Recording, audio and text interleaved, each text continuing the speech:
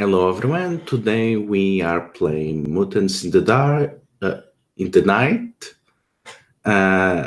We are going to continue our previous session, in which this team took upon themselves to use the Altuiger local authorities to get rid of a drug dealer that has been preying on their community. The last time we saw them, they were in their car, right in front of the boozy, noisy, luminous display of Antwick and fast racing cars of the Unity Day Parade. And on the road that they just came in, there is a dark van that they figured out it belongs to the agents of this drug dealer, Cloak.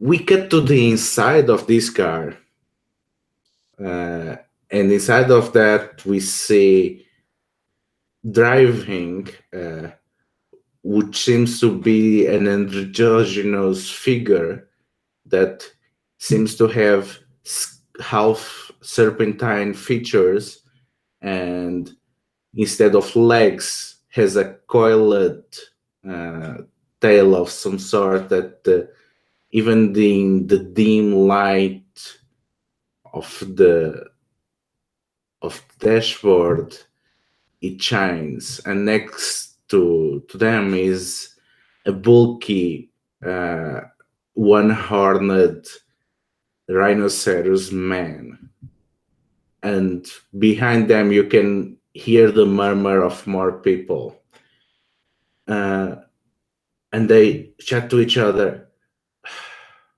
Why do we have to be working on Unity Day? Well, at least this will be an easy job.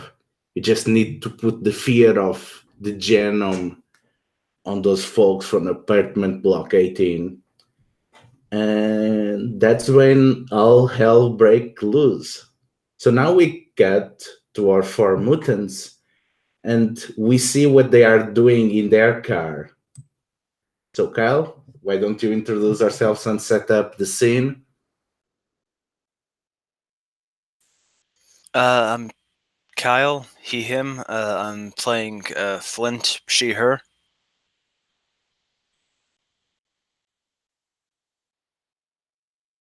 So who's driving, Kyle? I don't know.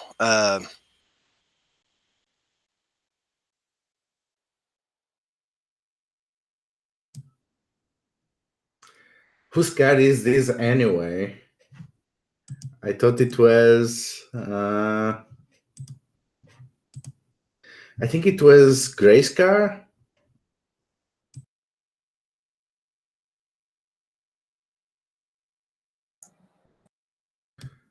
Or was it Thorn's?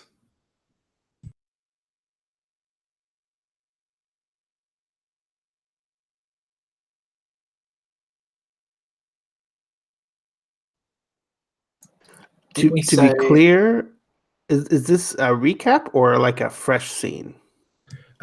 We are back exactly at that scene. So Okay.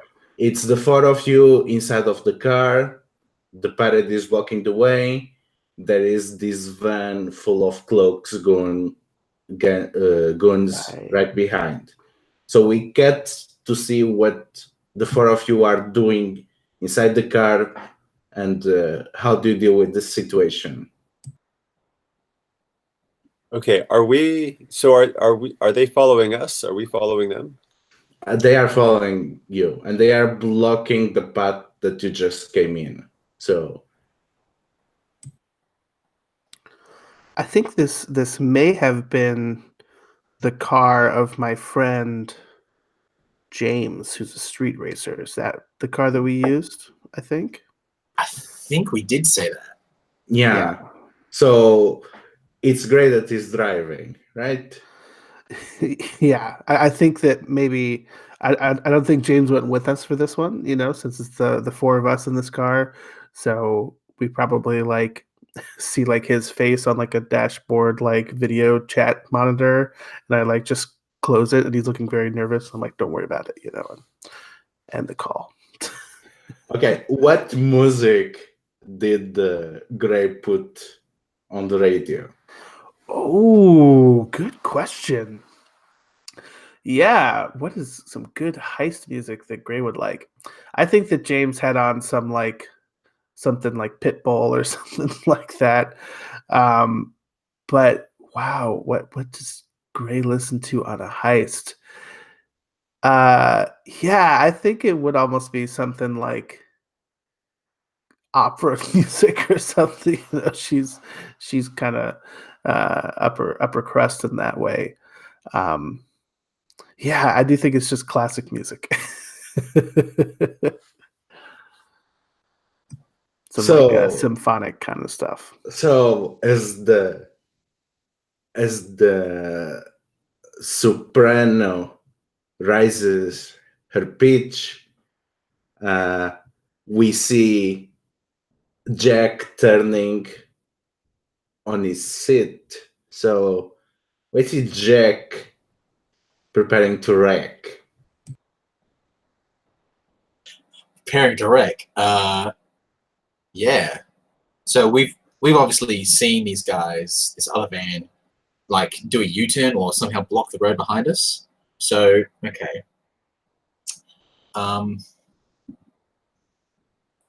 Yeah. Are we parked or are we still moving? Well, you are parked. The motor is still running. Yeah. Because you're waiting for the parade to pass. But now, right, I see. Yeah. Yeah. Right. Well, if everyone's aware that we've been cut off, then I think Jack will just say to the group, guys, we have company, and just open the door and get out. And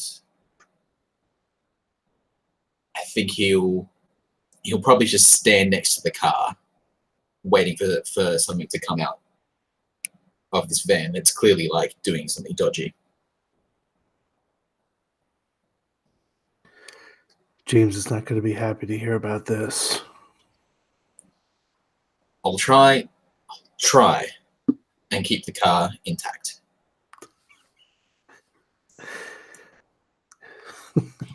So I can't promise anything. So Jack just leaves the car and stands there, gray, shiny skin. I figure it's shiny like silica. Correct me if I'm wrong. Yeah, like if you've ever seen marble, the way light plays off the surface, it's kind of like that. I've updated the picture and the character keeper with a little bit of crude Photoshop to reflect this, but yeah.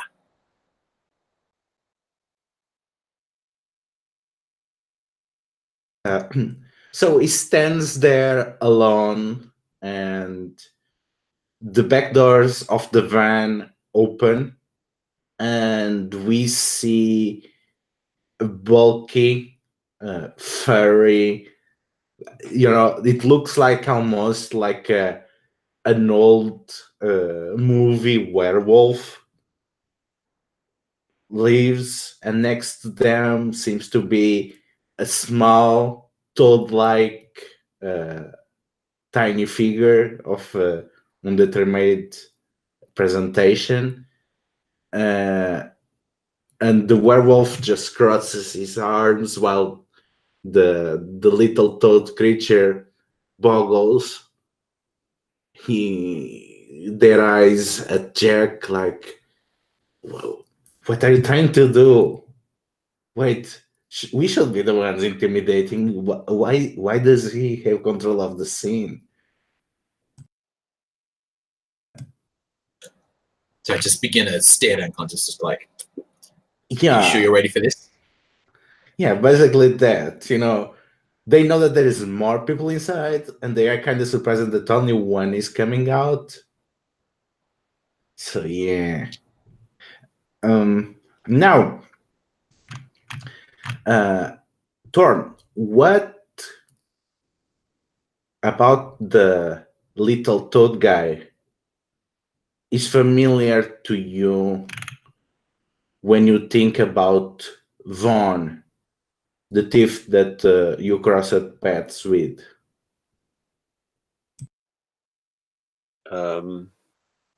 Who reminds me of?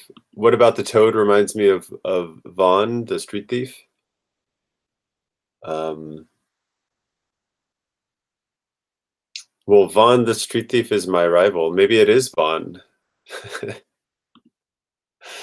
Why not? Well, apparently Vaughn is working with Cloak. Things must not be going very well with Vaughn, because you remember that if there was one thing that he did not do, is drugs, much less EOD. But if Vaughn is working for Cloak, who else is working with Cloak? Maybe Cloak is a bigger threat than you first pictured. Yeah. Say, Vaughn, I thought you were sticking to more petty crime. What are you doing getting involved with this scum? You're getting in over your head here, Vaughn. Darn! Vaughn almost speaks. If I know it was you, I would not have come. Yeah. Don't moralize me. I know. But, you are not making it very easy for me to make money here. Well, Vaughn, I can't help it if you're not good at what you do. Why don't you tell your friend Harry here to turn around and make way for us? No, that will not be necessary. The werewolf-like man speaks. Look, can we all agree that we are Unity people?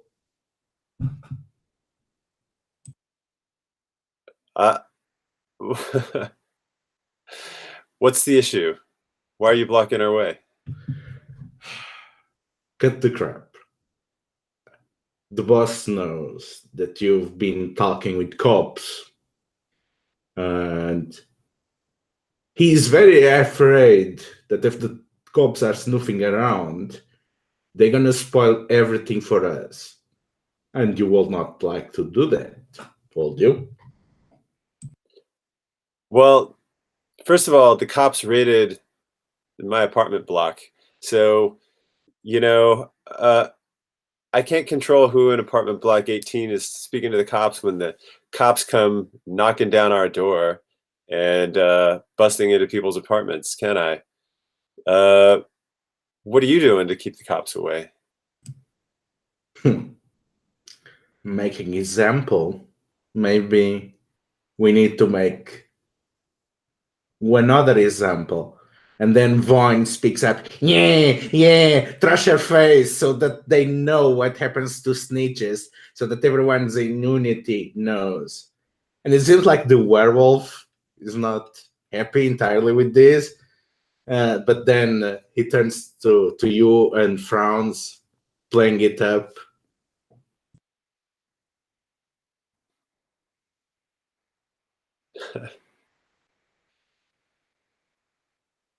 All right. I think that at this point, Thorn just sort of like walks around.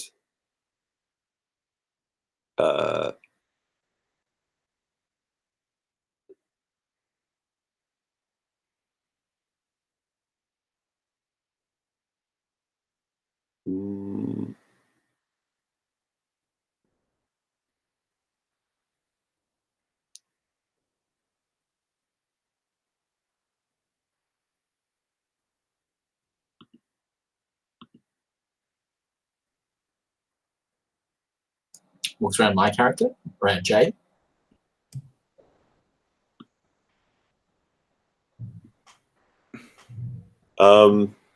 Yeah, if somebody else wants to take over here.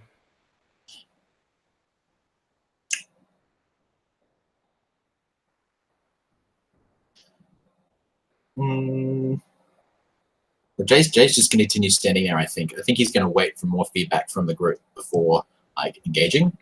So Well, yeah, that's the question. Do you guys want to engage, or do y'all want to try to de-escalate the situation? That's the question. Well, Gray is the peacemaker, but Jack is the world breaker. So I don't want to take away a totally cool opportunity for Jack to do some breakage here. So I'm not going to speak up.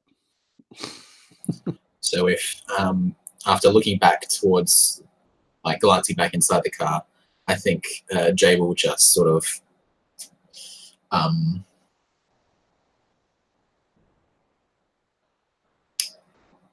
he'll level his gaze with the werewolf guy.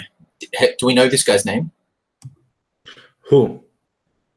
The werewolf, not Von, but the big dude. No. Why don't you roll me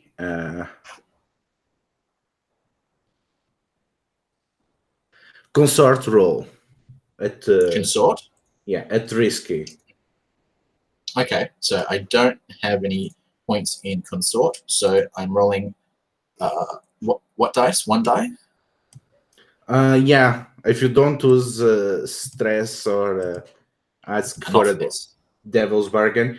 A devil's bargain that I offer is that you've met him before, and it was not Yeah, all right. good. Okay. I'll take that. Yeah. No Okay. worries. And yeah. 2 and a 5, so no.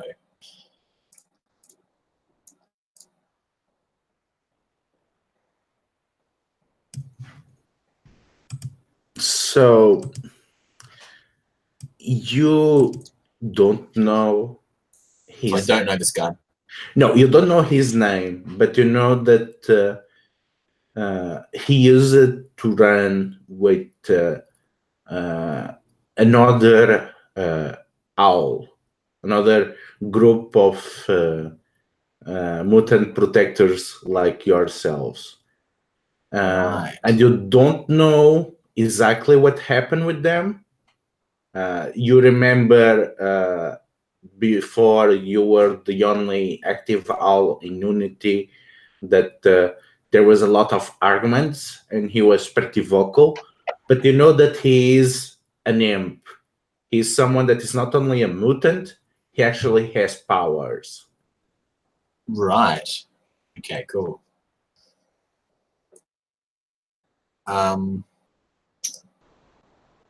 So I think what Jay's going to do is Jay's going to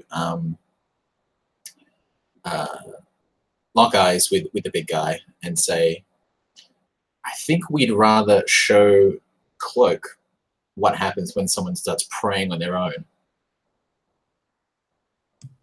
Finally.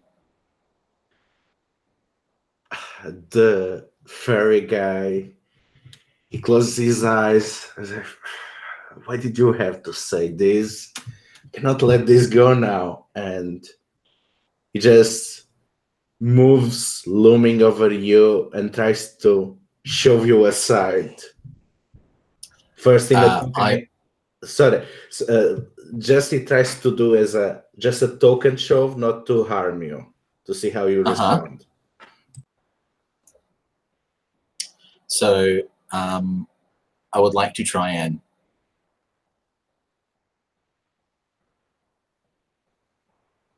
rebound from this pushback into straight into a jump kick, straight into his chest.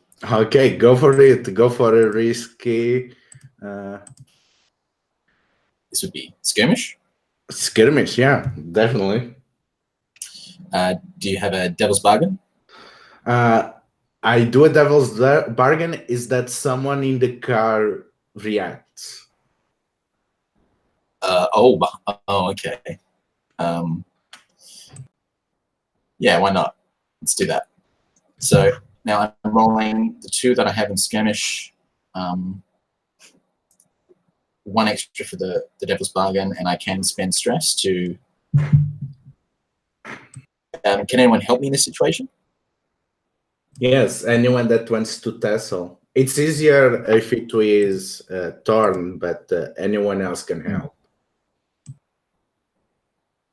Yeah, Thorn's not much of a fighter. I don't have anything in scrap. Okay. Yeah, but just a distraction is helpful. Mm.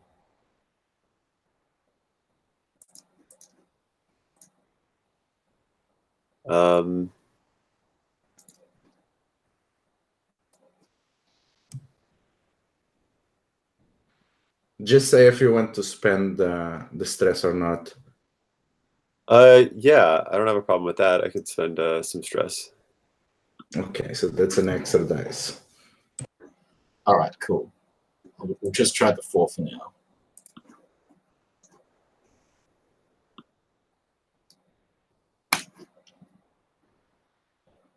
You kidding me? Are you kidding me? No. I got a 1, 2, 3, and a 4. Okay, but it's not entirely bad. So I say you have no problems. I mean, it's pretty much trying to see how you do, and you use this opportunity to strike him just straight on, right in the jaw. But it's like you are hitting a plastic steel wall. It's not only furry, he seems to have pretty much the same consistency as you. So it's like you can almost see sparks coming as your fist meets his jaw. Whoa. And you can hear slithering, and the door of the driver's seat creaks open. And you can see there's Serpentine driver coming out, talons out. I will not miss this for anything in the world. So Flint and I are in the car, and it's like, and like, you know, it's all sealed up, and we can like see out the back window like this fight going poorly. And I kind of like just look over my shoulder at her, like, well, shall we dance? Flint gets out of the car with you. Okay. I'm not much of a fighter either, but I can hurt your brain if it comes to it. As in many ways, it's worse.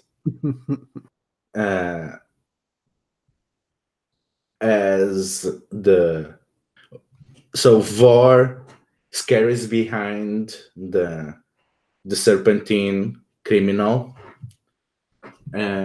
which you recognize as Pharos, which is one of Cloak's lieutenants and smugglers.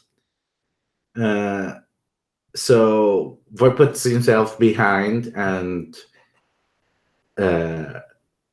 the werewolf-looking guy. I know that I cannot hurt you, and he goes to grab Jack and to push him towards the car. So what you do to resist being pushed against the car and hit it with your full mass? I think what I'm going to have to do is try and... He's trying to grab me, right? Pick me up and throw me. So what I'm going to have to do is I'm going to have to see if there's something around that I can pick up, or and try and whack him with that rather than just with my bare hands. So there's like a trash can or something nearby, I think. Let's see a fortune roll to see how that goes. Sure. So what would I be rolling here? Is that still skirmish? Skirmish or wreck seem to Let's go be with skirmish because I've got more in that. So that's 2. I will spend stress here because I don't want to get Gray in trouble with her friend. So I spend 2 stress. Is that correct? Yeah, for yourself. Yep. You spend 2. Yes. Okay. And then do you have a devil's bargain? Unless anyone else has any suggestions on the table of what could worsen it. Nope. Okay, let's just go with that then. 1-6. Success. Okay, Now, not only is a success, you were very lucky. It's not only that there are trash cans, there is a whole dumpster that is filled with old electronics. oh, okay. Nice. Cool. So, can I spend Flare to activate one of my abilities? sure. Which one you want to activate? The strongest there is. You call upon your massive strength. On a successful skirmish roll, you can choose what level of harm you deal to your opponent. Okay, which level do you deal? One of the available options. Well, you can pretty much kill him. I don't want to Anything kill him under outright. that? What, do you want to kill him? No. I don't want to kill him outright. Okay, but I definitely want to take him out of the fight. definitely that would be easier. Okay. Done. I'll So, spend that. so exactly how Jack is the strongest of them all and takes this enormous dumpster and uses it to defeat the unknown werewolf. Right. So Jack is gonna walk up to you're gonna dash up to this dumpster and you'll see as he picks it up, as his hands grab around it, his skin starts to scintillate. It has this sort of like the colors that are normally present in like the reflection of his skin go crazy, and it just bursts into light. And he picks it up, and it's almost as if he isn't actually like trying very hard at all to move it. It's as if physics suddenly don't apply when he's doing this. So he picks it up and he just, with a very simple motion, throws it at the big guy, and boom, smacks straight into him. And then the colors fade.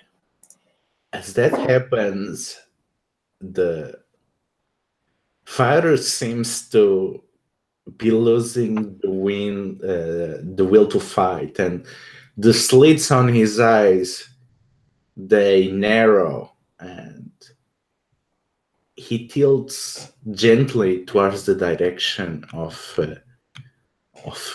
Gray and Flint, and his tail coils like spring, and he seems to be contemplating not how to fight you, but if he can get to one of them before you stop him.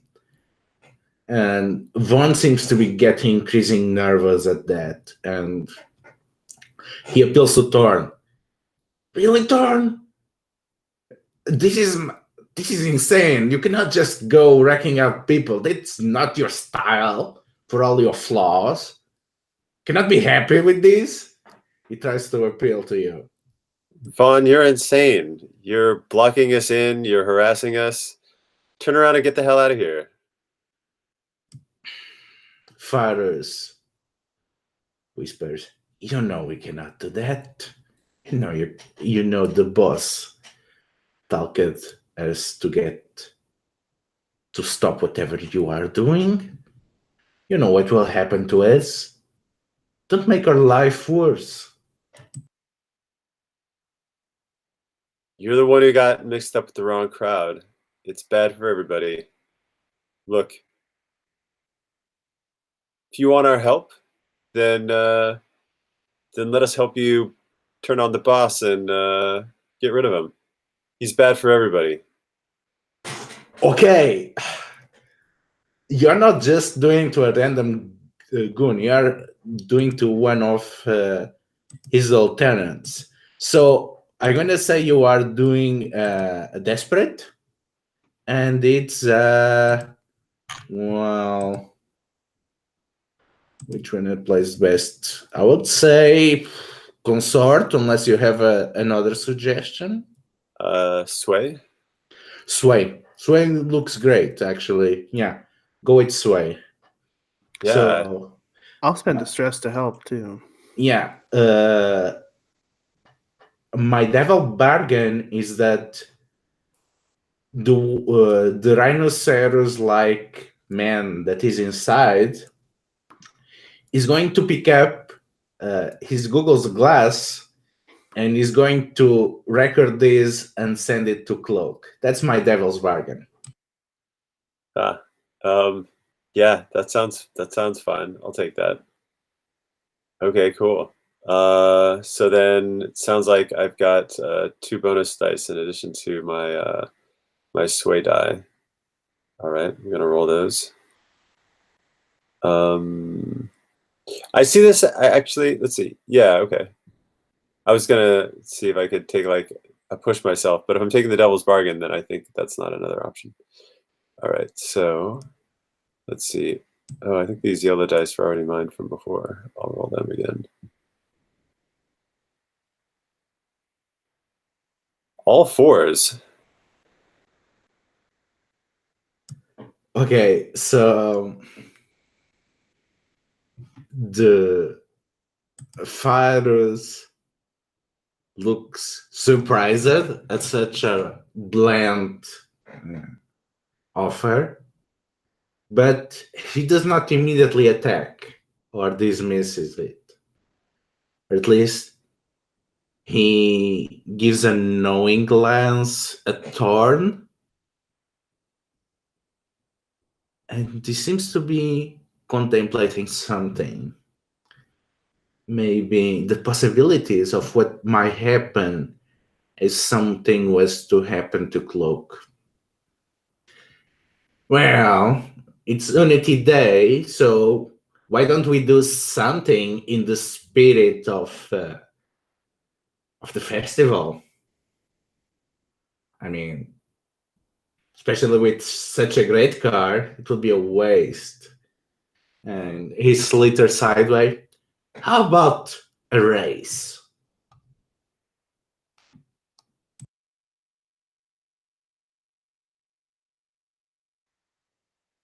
Is anybody a driver here? What would driving be? That would be like I'm not even sure what the driving action would be. Tinker? Or maybe something else with machines?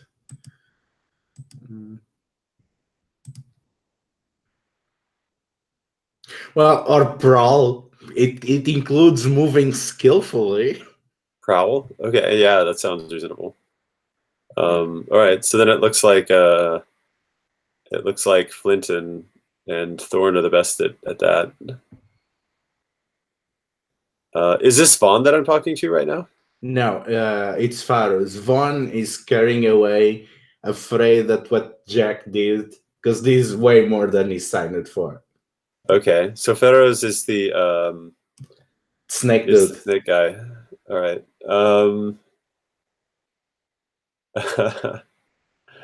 Well, so Thorn looks over at Gray and says, "It's your car. What do you think? You ready for a race?" You know, I'm more of a defensive driver. Flint. Well, I don't mind driving if you trust me. Well, I was gonna say, Flint, are you feeling hot-blooded today? Nice. I'm not a racer. Well, you got us into this mess, Thorn. I guess it's up to you to get us out. And And Faros, Jack is over there like, or we could just crush them. Or we Yeah, could right. just, you can just crash Just them. smash yeah. them. I mean,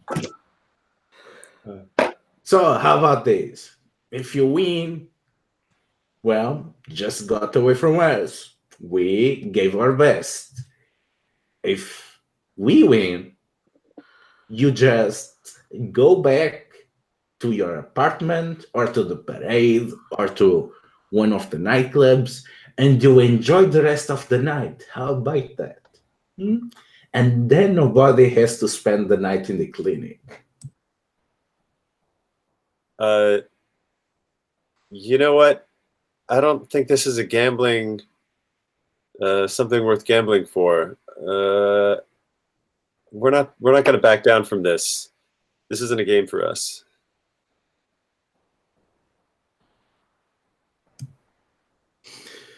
The moment you say that, the fighter jumps, knowing that this is his only chance.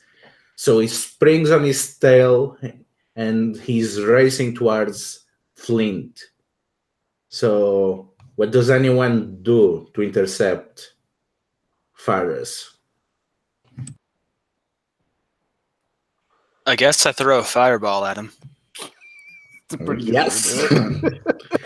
So you spend flare to fireball, or and then you roll focus.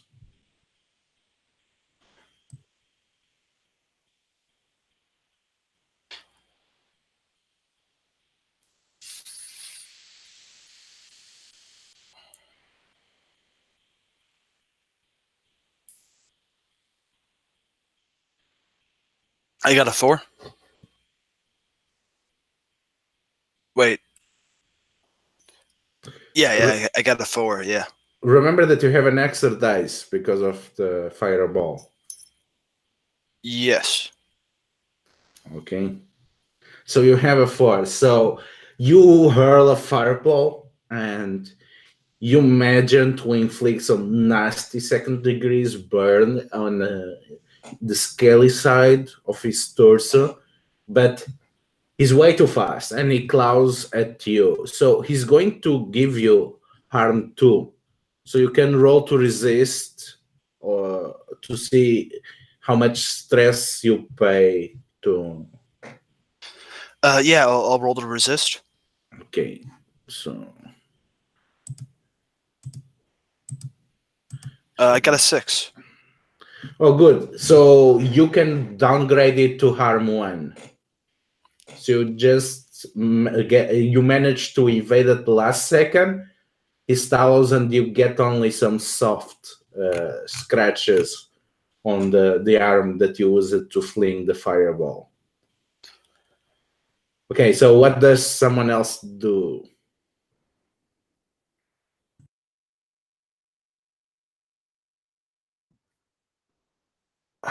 Well, I'm closest to Flint, and even though I'm not a fighter, I'm still going to, try to help out my friend. So I think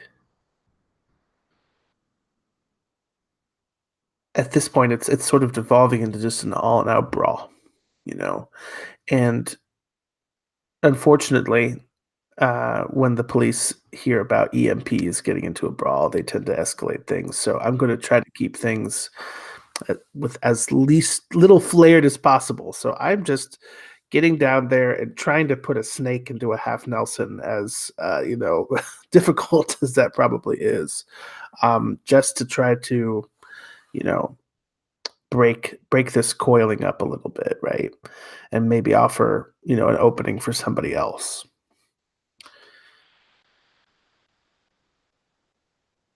So, what would that look like for me?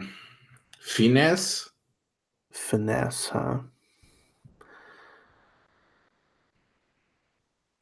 Okay.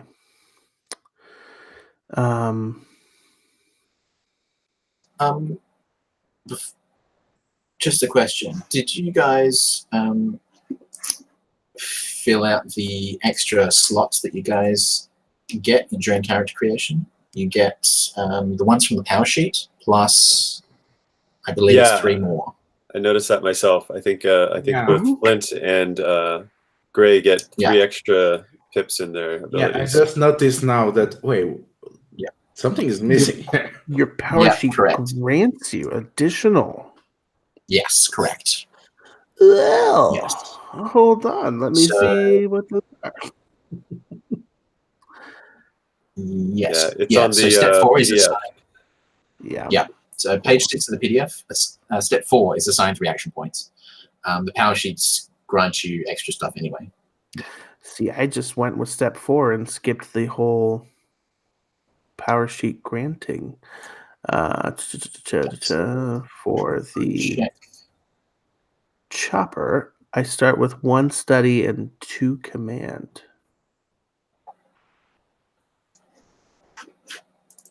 Well, I guess I could move that 1 I'd placed in study into something for prowess, like maybe finesse.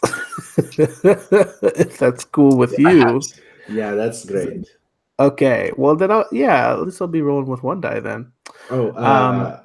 Devil's Bargain. Please do. The rhinoceros guy, while you are tangling with the snake, is going to start up the van and try to ram you guys while you do that. Ooh, but the car, man. The car was never going to make it out alive. I'll take that bargain.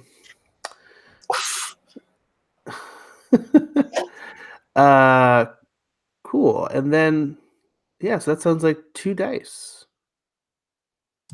Go for it. I will use a green die.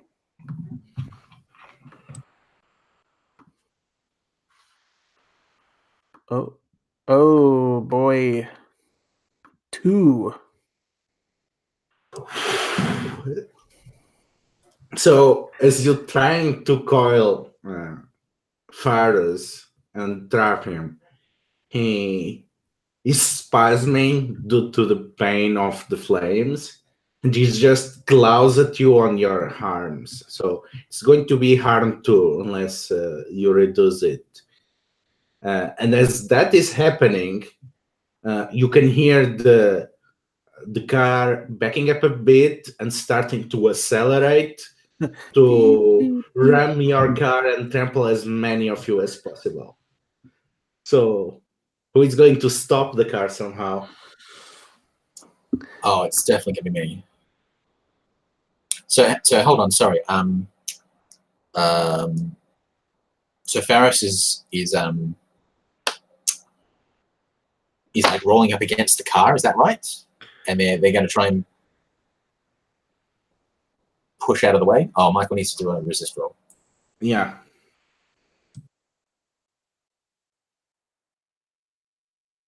Well, sorry. What do I roll for the resistance roll? I know I spend a stress, right? Basically you it's more you want to reduce, you roll the total bar where it goes, so inside prowess or resolve, so this would be prowess, so you roll 1 dice and you take 6 stress minus the value of the dice to reduce it to harm 1, but you can choose not to take the stress and not to reduce. Well, I'll go ahead and roll that real quick then. But it's just 1 die here, right? Okay. But then I'll subtract that from 6. Oh, I think I rolled another 1. Yeah. So you take it. It's very stressful. Yeah. So you can take harm 1 and 5 stress, or just take the harm 2.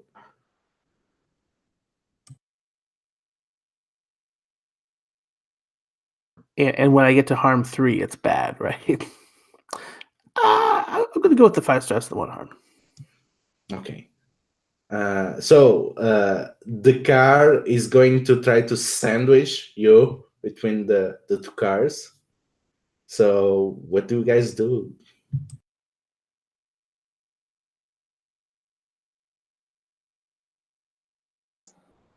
I'm going to get in the way and stop that from happening. Oh, so what will that be? Yeah, that's a good question. Wreck or something more brutal? Yeah, I think it's wreck. Yeah. Myself, I'm going to try and destroy their car first. Yeah. Does that make sense? Yeah, cool. All right. Okay. The value of the bargain is that there's going to be collateral damage. Don't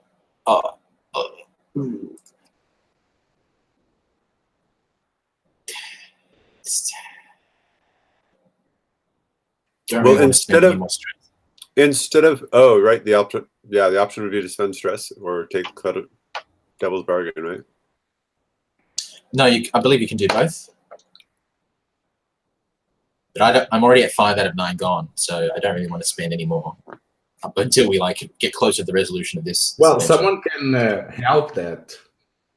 Yeah, I would like some help. That would be great if anyone can figure out a way to be of help. That'd be fantastic. So I think Thorn might try and do something. I think Thorn during this whole combat has been sort of like moving off to the side a little bit to get like a better angle on things. And I think that that she's like sort of taken the opportunity to get off to the side, and she wants to like hurl something through the window and hit the driver in the head as he's driving the van toward us. So to kind of like distract him and throw him off while Okay, spend that stress. Okay. All right, sweet. Here we go. So that gives me 3 dice. 6. So that's a complete success. Fantastic. All right. Cool. Shall I just narrate? Yeah, tell us how you destroy the car completely. So this is the van that's behind us, right? And it's going to just suddenly accelerating to try and squish us all in between that and our own car. So I think what Jay is going to do is just going to turn around and do like a little short sort of skip up in the air. Then at the peak of his jump, he'll just trigger his ability and boom, kick the front of the car in and just push the engine block out of the front so that it is completely useless. So you push the engine block and it flies. Yeah. 20 feet in the sky. And it explodes against the wall of one of the buildings.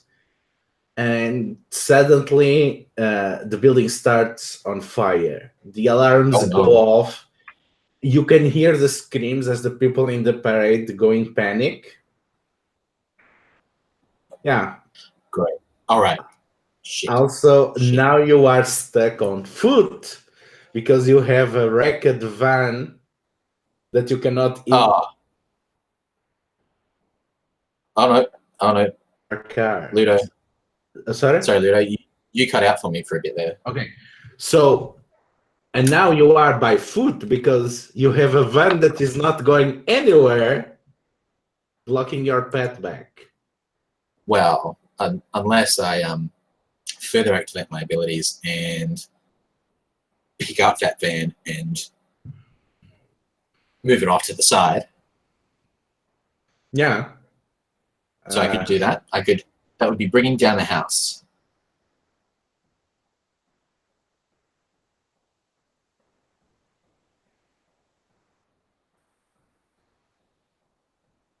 Is that cool? Should I roll for that? Or Yeah. You don't need to roll. I think that one you only spend.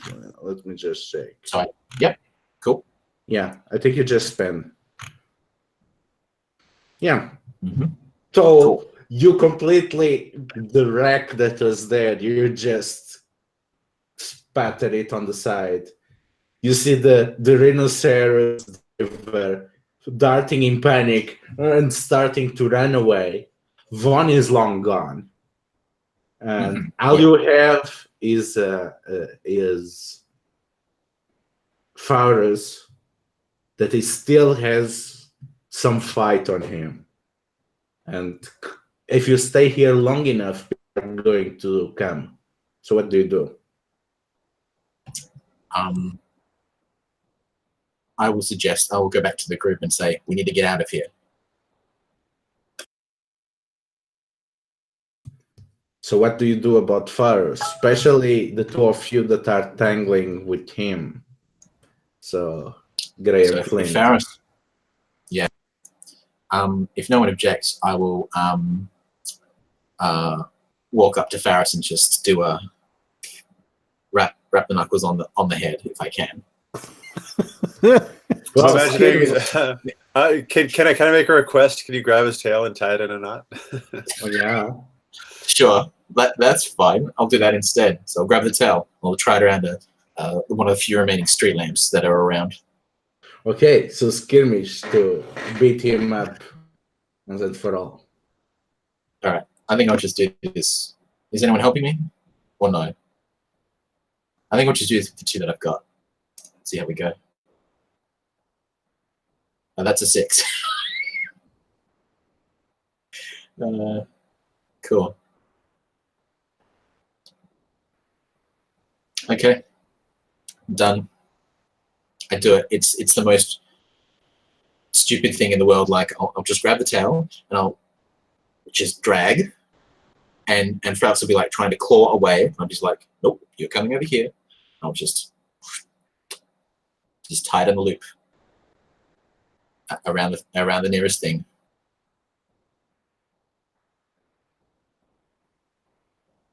Uh-oh, is my internet going out? I can see it, Tom. No, I think it's mine. It's hicking up a bit. Y'all managed to handle this. You leave the scene of the crime. You can already hear the sirens.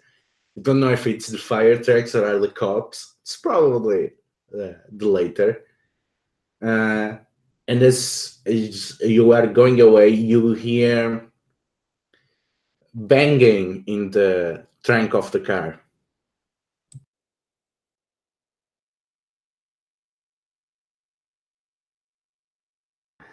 Of our car?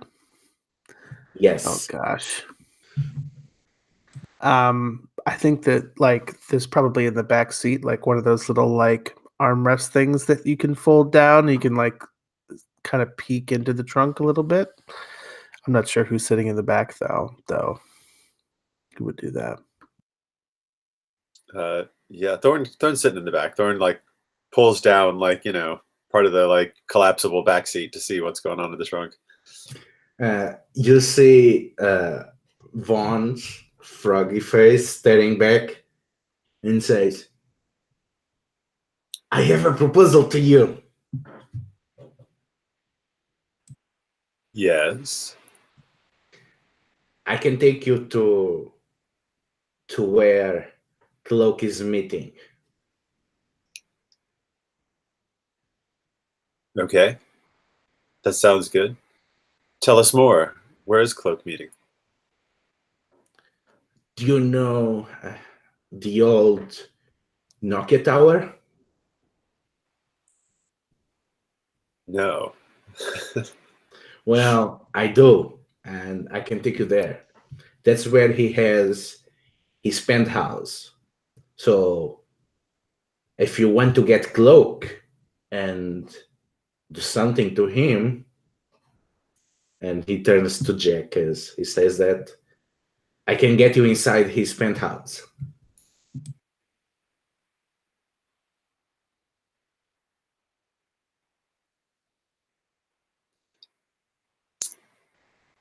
All right. Sounds like a deal. And what do you want? Oh, I just want to know that while you are doing something else to him, just leave me free to wander through his things. I mean, if you're gonna get rid of him, he's not going to need his stuff. Huh. All right, Vaughn. That sounds fair. And then I close the thing back and lock Vaughn in the trunk. Hey! We don't have to worry about him pilfering any of those drugs, though, do we? Do you think he'll keep his slimy mitts off of those? Mm, Does this interfere with the plan, the bigger plan, in any way? to draw attention away from the clinic and to the actual criminal here. Yeah, it would have had, like, not aside from that immediate gain, which is part of what we're doing here, would also have a good effect on eliminating the EOD like market or supply for the whole area. So this might circumvent that somewhat.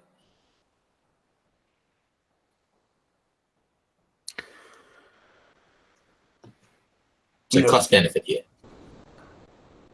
I just want to make sure, folks, that no more of that stuff ends up on the streets, you know. Yeah, I agree. But your buddy Vaughn, does that sound like his MO? He's a small-time crook. I don't think. I think he'd be in over his head if he tried to run EOD. But we'll tell him not to do it. But if he does, then he's probably going to run into bigger problems than us. But we can come back for him if we need to. I don't think he's going to be as big a problem as Cloak in that regard. He's just a small-time crook. And I kind of like look in the rearview mirror of like the smoke like billowing out of these like apartments that we accidentally just trashed, right? Like, I can see the headlines now. Yeah. Yeah, that wasn't good. Don't be too hard on yourself. We got pushed into a corner. Yeah, you saved us, Jack. We really appreciate that. So Jack just nods at you. Let's get this job done, hey? Yeah, right on. We got work to do. Musical interlude, streetcar driving through the streets later in the evening. Okay, so I say, why don't we take a 5 minutes break, and then we go to the heist proper to get Cloak down. Okay, see you in 5.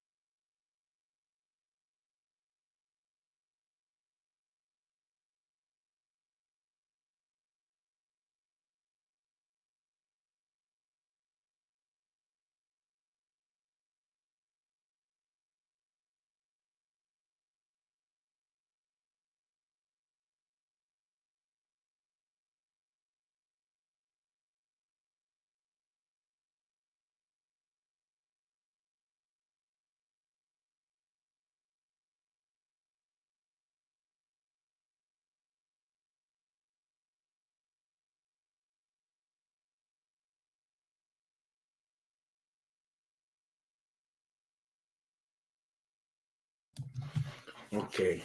Restarted the router to see if that solves any of the hiccups.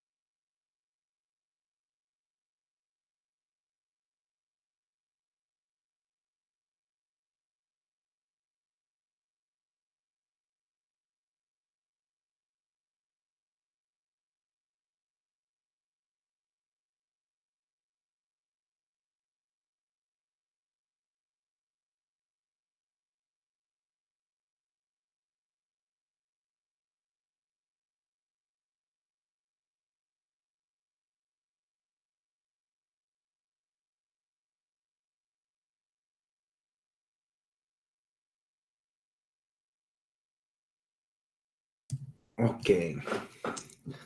So we see the street racing car speeding out as Vaporware plays on an Eurobeat remix.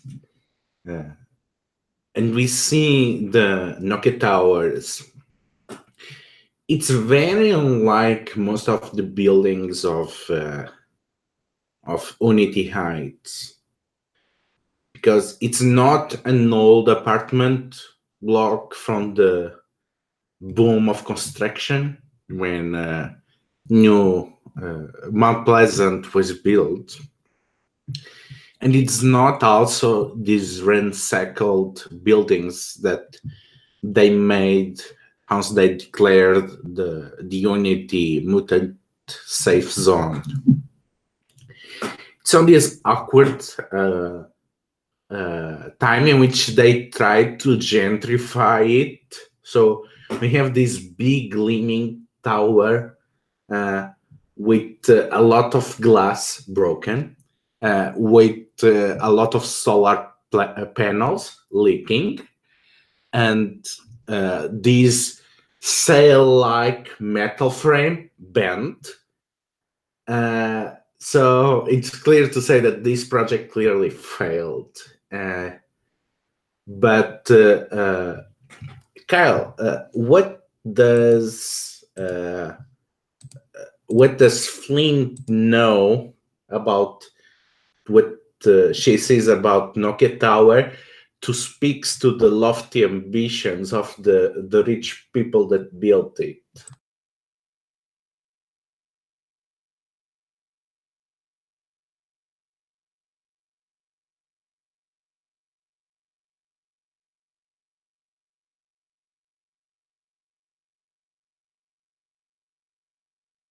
I'm drawing a blank. Anyone else on the table wants to jump in?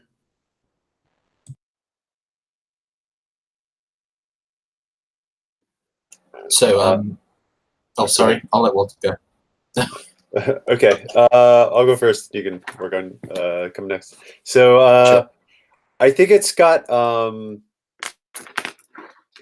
like the downstairs had like fancy doors. Like it had this giant like revolving door, you know, made of glass, and you know, it was meant to have like a really grand entrance.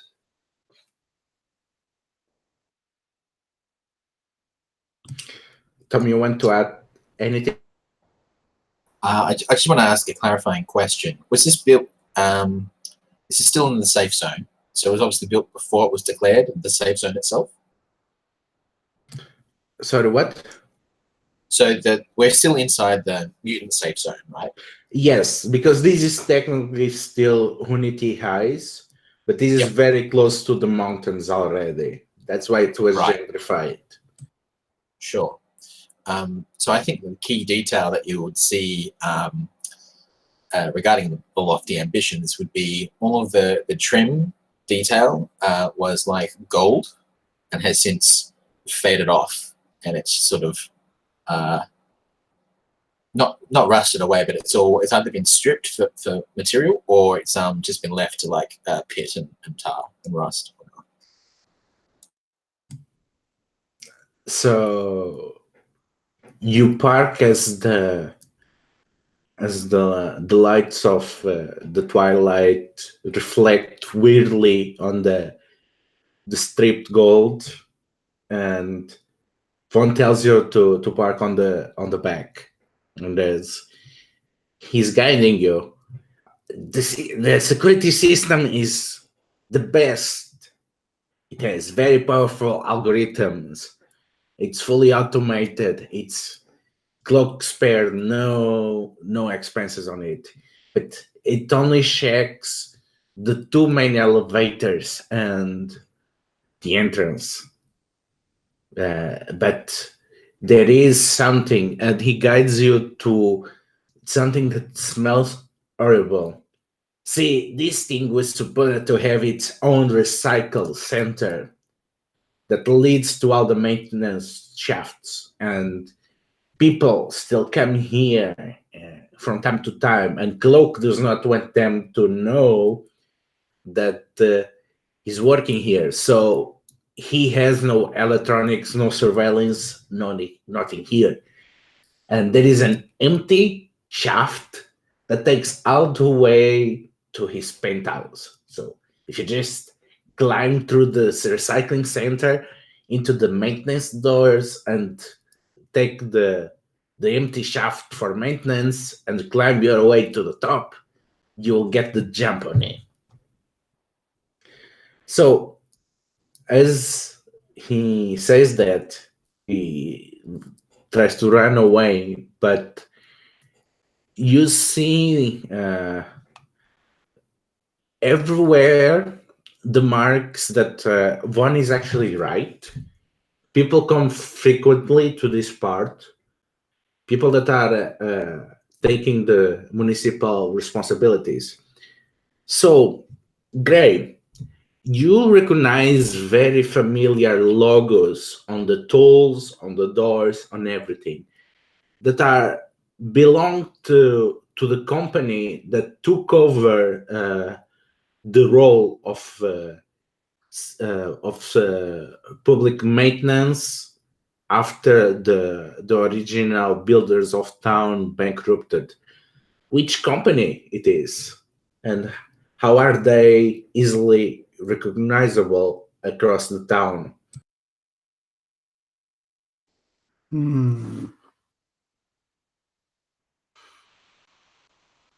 I think the name of the company is like Peerless Public Works, but like everybody calls them like worthless, is like the sort of like street lingo about them. And I think that's partly what's recognizable as the logos, and partly what's recognizable as the half-done work everywhere, and orange tape that's left up for like months and even years, for these projects that are half finished. Yeah. Yeah, so you see piles and piles of worthless orange tape everywhere. Every door is here like it. All these bundles of cable that are hanging from the roof, all strapped on with this orange tape. It's clear that they have been procrastinating around this place. Yeah. So like when Gray's someone who knows when people are like being completely honest or forthright and when they're hiding something, I think. So all these things that Vaughn was saying, I think she would have been paying a pretty close eye to try to see if he was being disingenuous in any way. Did I get that impression at all, or what do you think? I'll say that is either a tinker or a surveyor. Okay, let me just like survey that real quick, because never trust a toad. That's what I say. And the devil bargain that I'm going to say is that there is a danger that nobody of Peerless, Cloak, or Vaughn knows lurking in the building. Ooh, I love a good surprise danger. Nobody expected the xenomorphs to show up, right? Okay, hold on. Let me do 2 dice then. Well, they were both a 4 anyway, so free danger for nothing. Yeah. So what does a 4 tell me? Well, you know that for all intents and purposes, Vaughn is being legit, but you get the feeling that he has been overselling how much of a blind spot this is. Because even if Cloak has no direct eyes on this place, by the way you see the tubbing and everything works, there is no way that you can climb through a main shaft of maintenance and that they will not detect you. And I think that Vaughn did not worry about those details because while he's hoping that he's going to be able to steal something while they are distracted with you. Oh, and it's a lot easier for him to climb up that shaft, I think, being a toad. Let's just say I don't expect this to be as much of a cakewalk as Vaughn would like to believe. So I think that Thorn is also suspicious of Vaughn, and when Vaughn takes off, I think Thorn wants to try and follow Vaughn and just see what Vaughn is going to be up to, and tells everybody else, "I'll keep an eye on the toad, and the rest of you can, well, take care of." I'm going to use one of my powers now before I break off. So I have a power that is Echo Stream. You can create a stream of sound between members of your crew, allowing the group to hear each other from far off distances. So I'm going to do that, and then I'm going to start hunting down Vaughn. Actually, I would say because you did not have a downtime since last time, your previous use of that power is still active, so you don't need to spend flare to use it. Okay, great. Okay, so why don't you give me a prowl on Vaughn to spy on him? or maybe like a hunt seems A appropriate. hunt also seems fine. Yeah. Okay. Let's see. So, and I'm going to go ahead and spend stress to do this as well. The devil's bargain that I'm going to offer you is that Vaughn is not alone.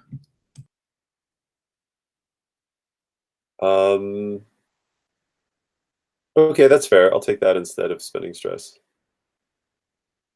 All right, so then I get 2 dice. I got a 6.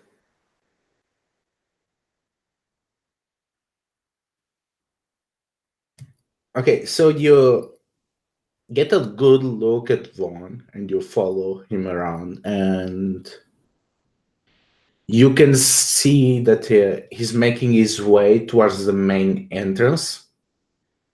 And you see another car parked there. A familiar car. You recognize it as as Brad's car. And you see Vaughn entering the car and chatting with the driver.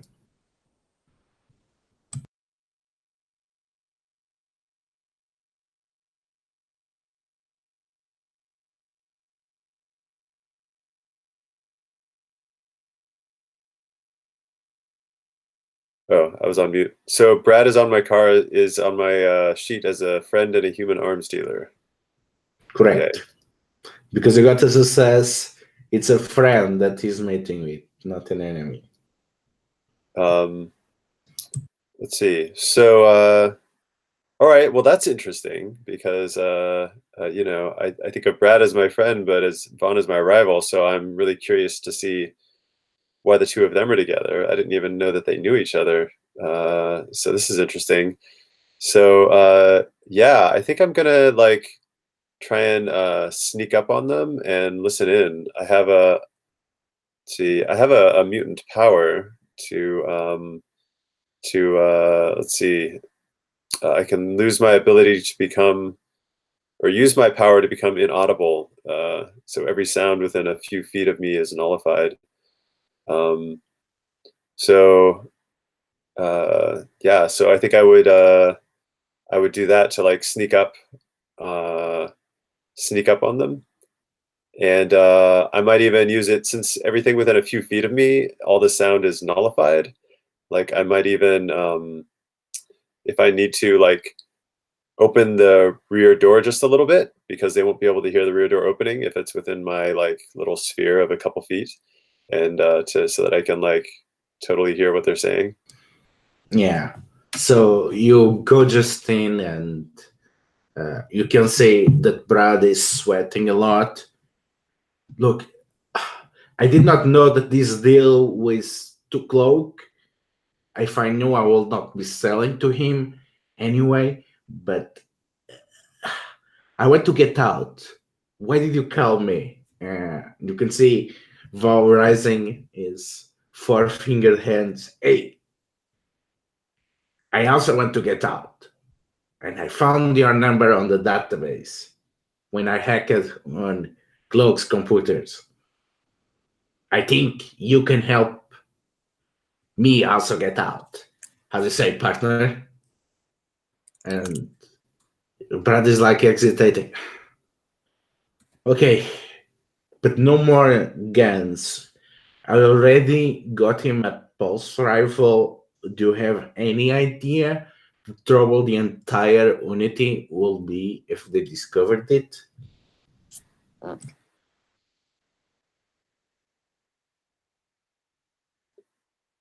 All right, so this is an interesting conversation. If the conversation seems like it's gonna end, then I'll like just kind of like sneak away. You know, maybe even like I don't know. But does that seem like where the conversation's ended, or? No, actually, Von then asks, "Come on, I can erase everything. So even if the cops get the hands on their stuff, they will never be able to trace it to me or to you. So why don't, come on. I'm pretty sure that the security systems that they sold you, it's full of flaws. Come on, you cannot be getting the good stuff, especially because you did not know that it was for Cloak. So, and Brad smiles a bit sheepish and starts telling all the defects of the algorithm and the security system. And as you are hearing that, because of so Brad knows all about the security system. Everyone in the party knows. Okay. Because of the stream. Okay. Nice. So these flaws he's mentioning, are they all related to this maintenance shaft or also to the main elevators? Also to the main elevators. Okay. So we could try our luck with those as well. Is there anybody who's like good at climbing among us? If we wanted to have an even further pronged attack here. That might actually be me. I have pretty good finesse, which would include things like criming. Oh, it looks like Flint is also good. Yeah, Uh-oh. Or Your- Prowl. Prowl is to your move webcam skillfully. sneezed. Yeah, because I think it'd be cool to have some people go up the maintenance shaft and some people try their luck with the elevator intel.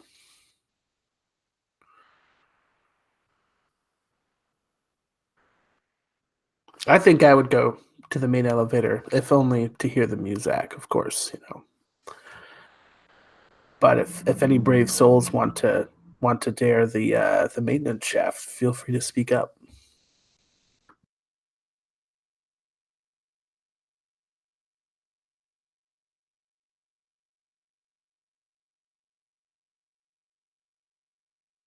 Then I guess we're going to the front doors.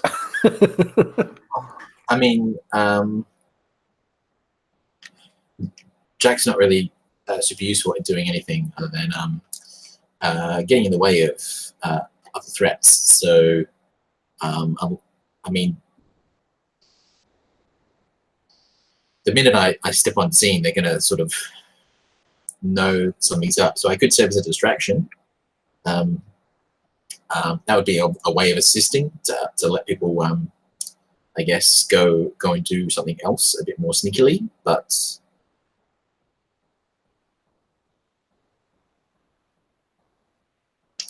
yeah.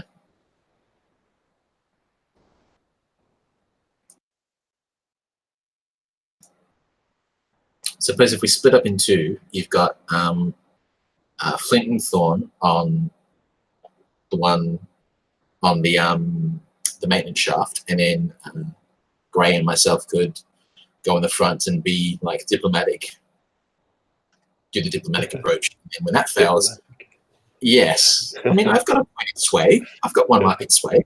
Okay.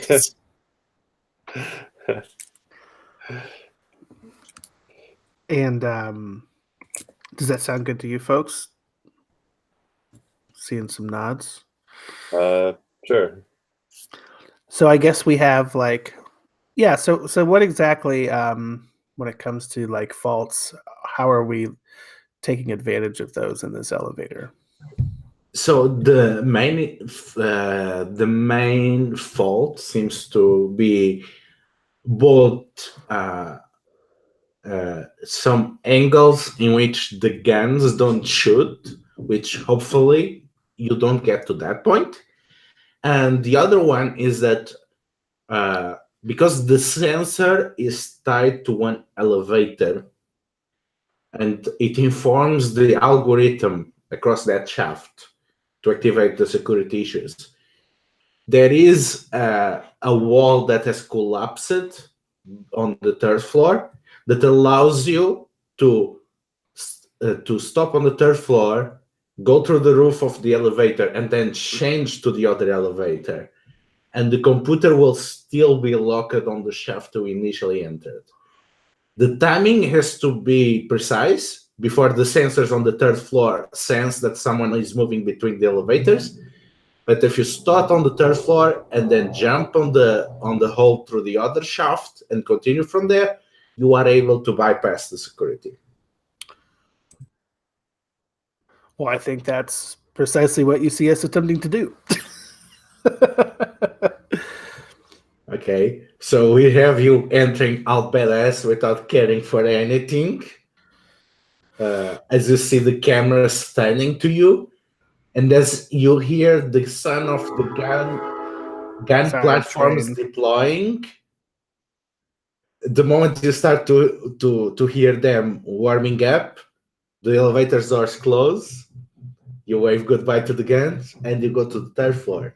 Now, how you going to do this fast?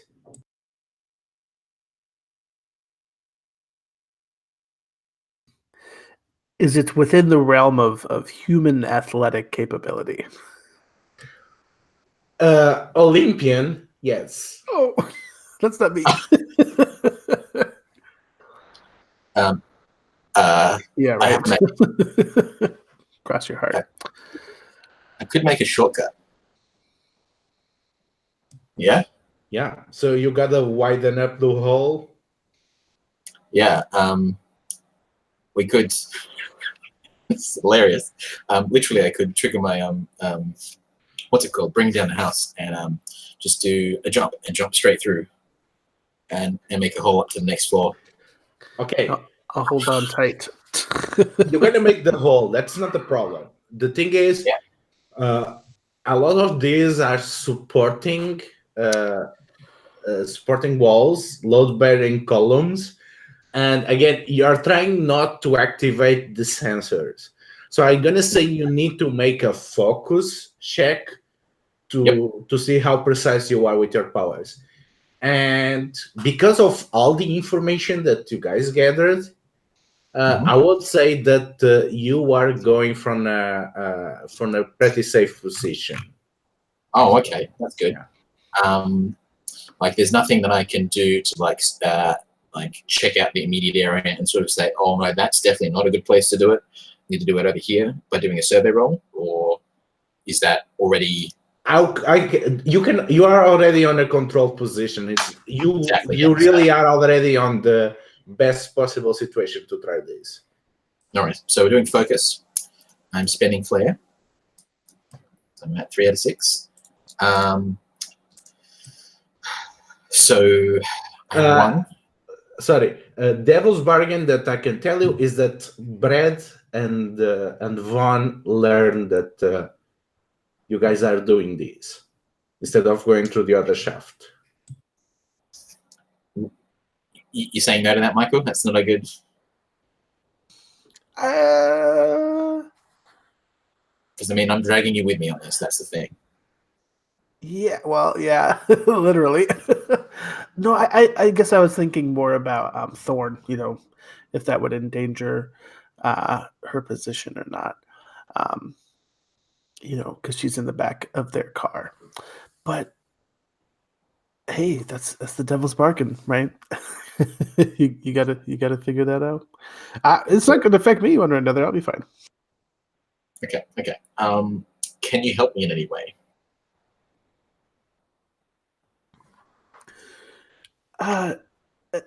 By trying to be the most polite passenger I can, I suppose. You know, not flailing or something and trying to be still. I don't know if that's helpful, but I'd spend a stress at the very least to go your way. You're already at 7 out of 9. Are you sure you want to do that? Oh, I mean, well, yeah, that's true. But I mean, I didn't realize you were quite so high, so maybe I won't worry about that so much. okay, Just go with the 2 dice. So we've got I'll spend stress. No, I won't spend stress here. Let's just go with the 2 and see how we do. I got a 6. Yes. All right. So yeah. So like I'll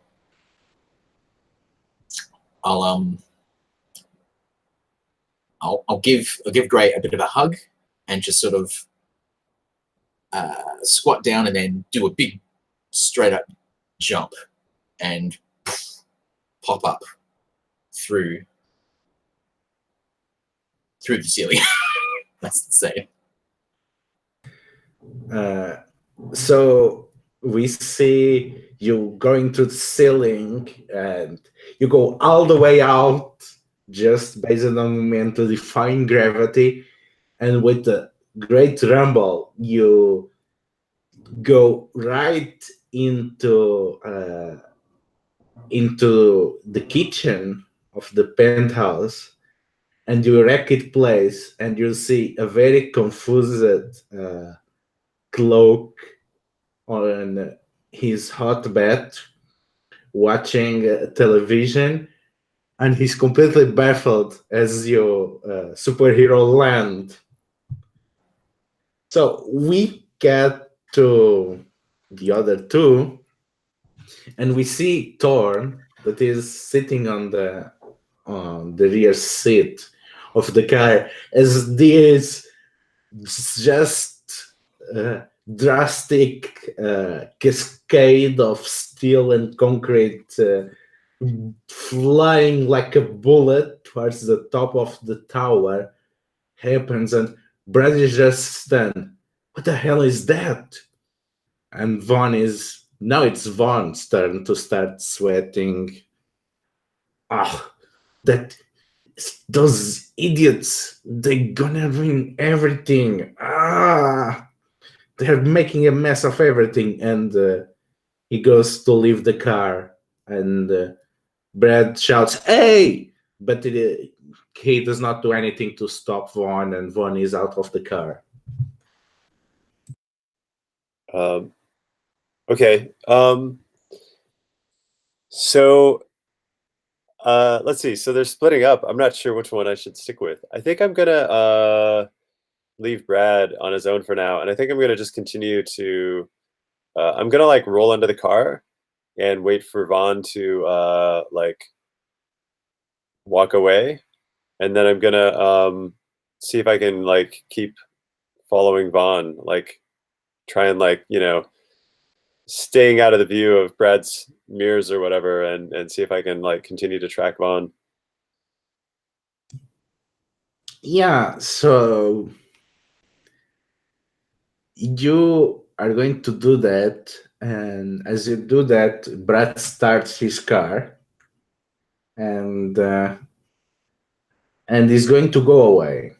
So Vaughn you don't even have to sneak on him more than you already do, because he's clearly not paying any attention. He's going to rush towards the recycling and maintenance area. So what is Flint doing there when Vaughn arrives?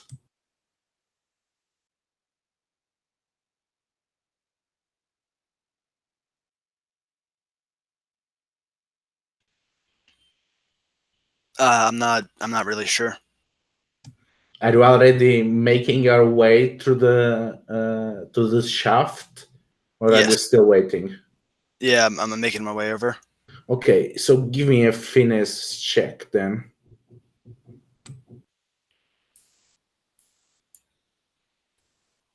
I'll say devil's bargain, in case you want to accept, is that you left a trail, either of rope or cables or something, that hints to Vaughn where you went through.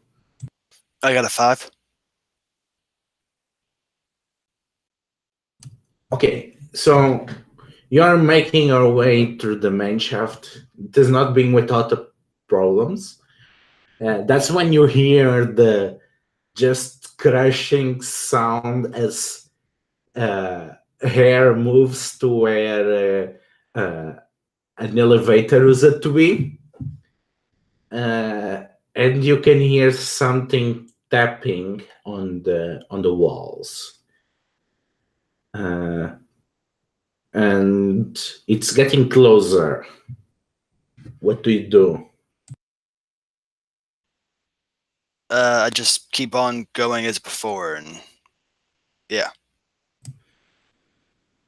Okay, so you continue climbing, and the tapping intensifies. And suddenly the tapping is coming just from the wall in which you are laying. Someone is tapping different long taps and short taps, and they are right on the other side of the wall that you are climbing. Do I know Morse code? Good question. So I would say, well, I would say that you can at least try to communicate very simple ideas, even if you don't know exactly the code. Okay, so what's the tapping saying? Well, the taps is basically trying to call your attention to see if someone is calling back. Okay.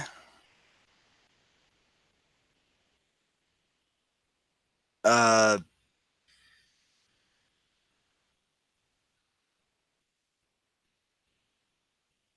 I'm not really sure what I'm supposed to do. Well, remember, you are connected with everyone. Hey, everyone, I'm hearing some tapping noise. Maybe tap back. I tap back. Do you repeat the same pattern or do you try something new? I guess I repeat the pattern. So you see a pause and you hear some mad cackling, and then you see the tapping moving slightly to the side as if guiding you somewhere. This seems like a trap. I ignore it and just keep going.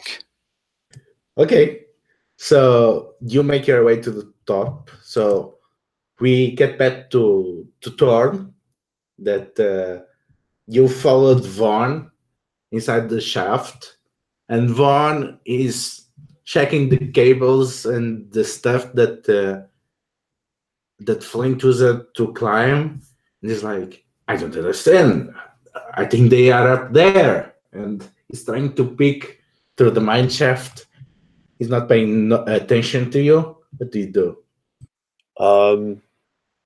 Yeah, I just go up to Vaughn and I tap him on the shoulder. I say, "Fancy meeting you here." Oh, wait. Do Are frogs you have not shoulders? there? The frog shoulder. Why are you not upstairs? What the hell are you doing? Is this how you usually operate? Well, what are you up to, Vaughn? I thought you had big plans. I thought you were gonna go clean up while we were upstairs. What brought you back here? Well, I'm still trying to see where I'm going to make my entrance. No, I'm not going to steal your car. Oh, well, that's good to know. What did you plan on stealing anyway, Vaughn? Maybe I can give you a hand. He is not very forthcoming, and well, you know how it is with drug dealers. They have a lot of script laying around, a lot of gold. They spend way too many money on video games. Yeah. So, things that always sell. I didn't realize you were a video game fanatic. Drug dealers often also have drugs laying around. But you weren't going to sell EOD, were you, Vaughn? What EOD? No, never. Yeah, that would be out of your depth. Not only that, but it's bringing a lot of bad heat to everybody here in Unity. Not only that,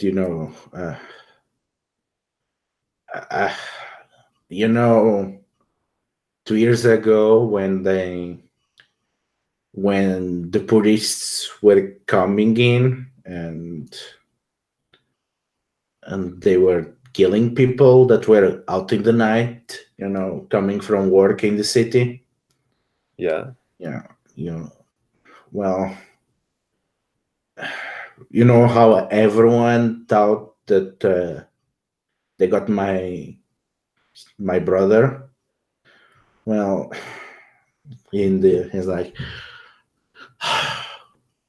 I think he was captured for either to make drugs or for the government to experiment, and they just released the body afterwards and blamed it on the tourists. But I never believed in that story for a second. And wait, who released the body? Who experimented on it? You think Cloak did that? No. I'm talking big stuff, corporate stuff. That someone stuff. Yeah. Someone is making the drugs or experimenting on us. My brother, and he has more to say, but at a certain point, he seems to realize who he's talking to, and he glares at you and shits. He he defecates himself. No, he shuts his mouth. Oh, shuts his Basically, mouth. he tries to shut you down, trying. Oh, wait, why am I talking with you? So do you try to? I wanna convince him that he should trust me and be like, hey, look, Vaughn, we can be in this together. Like, you know that we're trying to stop the flow of EOD through here, and I don't care. Look, I know Cloak gets it from somewhere. If you and your brother have some information that could lead us to the source, then that's valuable for everybody. Okay. Besides, think about it this way, Vaughn. If there's fewer police around, it's a lot easier for you to keep doing the things that you like to do with your nimble fingers. Okay, roll for it. And Devil's bargain is that Vaughn is going to think that you're gonna own him something.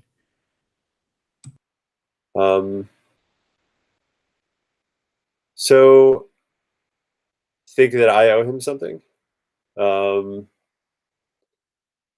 So like a deal, huh?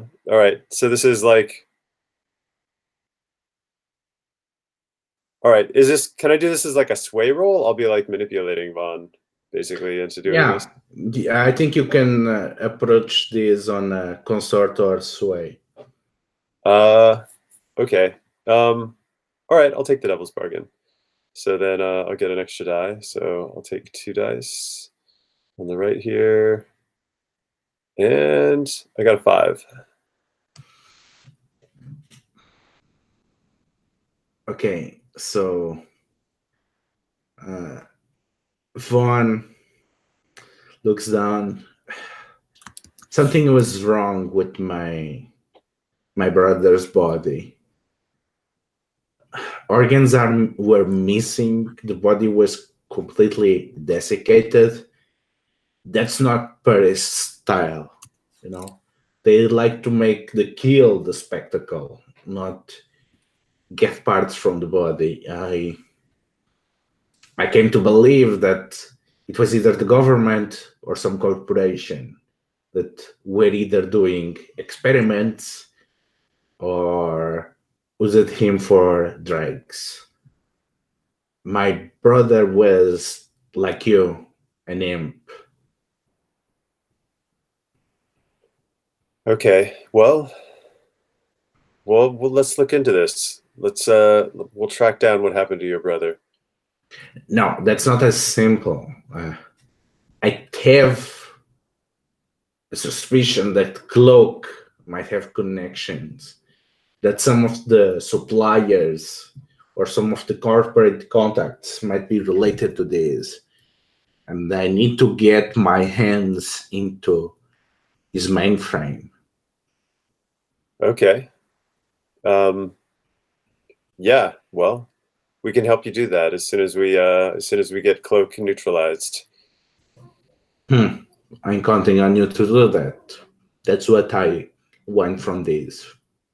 It's bad enough that I was pressured to work with someone that makes a living spewing the drugs that were made by someone that maybe used my brother's life or other mutants to make it. Well, yeah. Well, it's okay, Vaughn. I mean, I get it. We've got to make sacrifices. I'm sure that you were only working for Cloak so that you could find out more about what happened to your brother. I wish I could say that. I was forced to work with him because I was forced to work with him. And just jumping at this opportunity because you guys are either brave or foolish enough to start a war with him. Fair enough, Vaughn. Well, we've got common interests now, so let's do this. And with that, I give Vaughn you said he's pretty small. Yeah. I think I just like pick him up and throw him up the shaft, and I say, "Climb, buddy." And he starts climbing and says, "Hey, come too, it's time to join your friends. Yeah, I follow behind Vaughn. Okay, so we get back to the top of the penthouse. We see a cloud of the debris that was lifting from the kitchen, and we see the beeping of the fridge that was turned on the side. As soon as we like burst through the ground, you're gonna hear Gray counting down, just like 10, 9, 8, and I'm like pushing Jay to like, we have to find a place to hide within 10 seconds, because then I'm going to mind wipe the room and they're not going to know, they're not going to remember what happened in the last 10 seconds. Okay, on the other side of the door, not to the door to the kitchen, to the door of the penthouse, you know, because of the echo stream, that Flint is on position. She's there on the side of the door, ready to break in when there is an okay. So you are trying to hide. I would say this is pretty desperate, because everyone is going to be paying attention to this entrance. So it's a very desperate prowl. I will help. I will spend stress to help. I will be helping by trying to cover up the damage by writing up the fridge and stuff. Yeah, that's what I'll be doing. And if there's like a tablecloth or something in the kitchen, I'll use that to like do a very, very crude covering up the hole as well.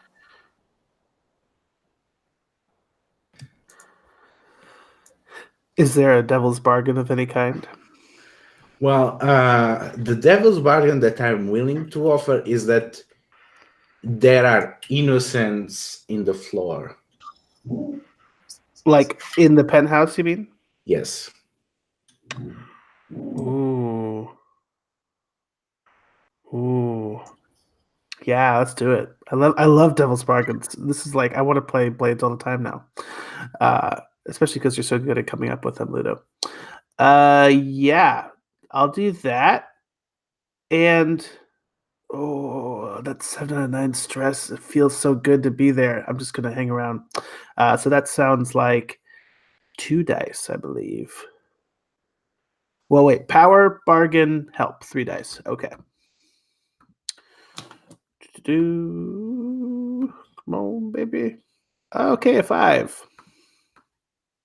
Okay, so by the time you get to 10, you are able to leave the kitchen, and you manage to go to the bedroom.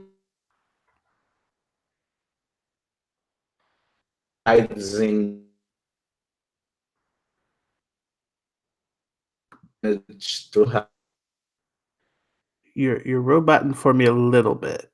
so you actually get it. We got to the bedroom and then I kind of lost you. Oh no, technical difficulties. What a cliffhanger. The worst timing. God curse you instead.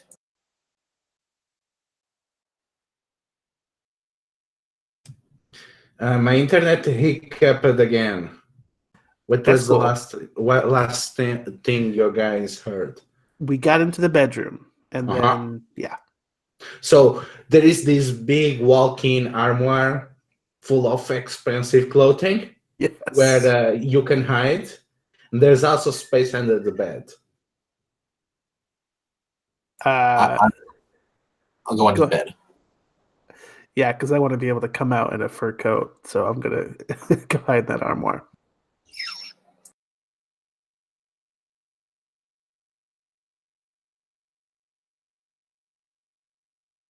And yeah, so as soon as like the countdown is done, like you see like the veins like next to my eyes like kind of like start to glow a little bit, and you know, like this sort of like ripple effect with the CGI kind of goes, and I mean, there's still a hole in the ground, but people don't remember when it got there, I guess.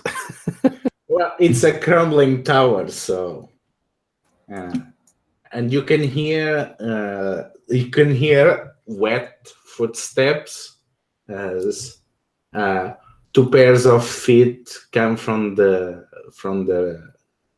hotbed, and you can hear them screaming at the damage. What the hell happened here? Must be those worthless bastards. They are doing construction work. Fuck. I wish I could just keep those corporate lapdogs. And you can hear them moving stuff around, trying to check on the damage. And you hear the sound of the communicator, and you hear someone from the floors below calling in.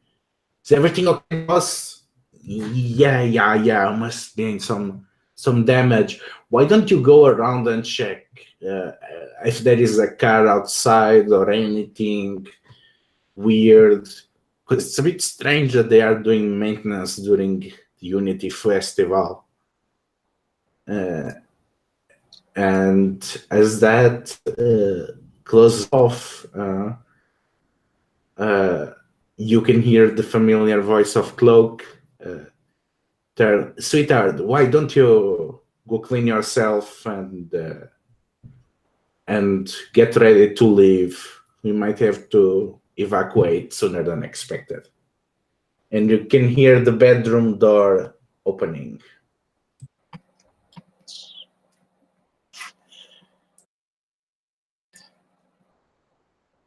I mean, okay.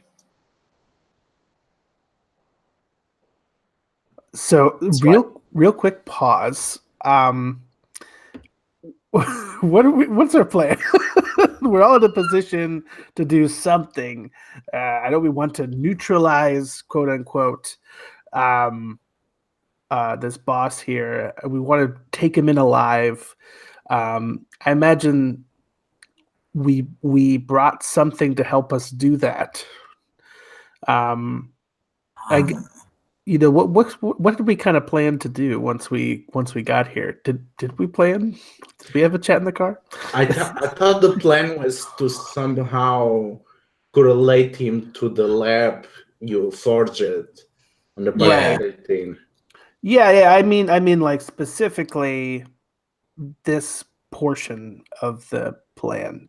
Do we have like a flashback mechanic where we can like show us in the car saying like, yeah, we can do that? Yeah, you can just spend one stress and make a flashback. I would like to do that just to like kind of show us in the car, like, okay, once we get into the penthouse, this is what we're going to do. Right. Okay, so we get to, because now we zoom out and we see the two of you hiding in the room. We see Flint and Thorn on the door to the penthouse waiting, and then we cut back to the car where you guys are driving. Right. So,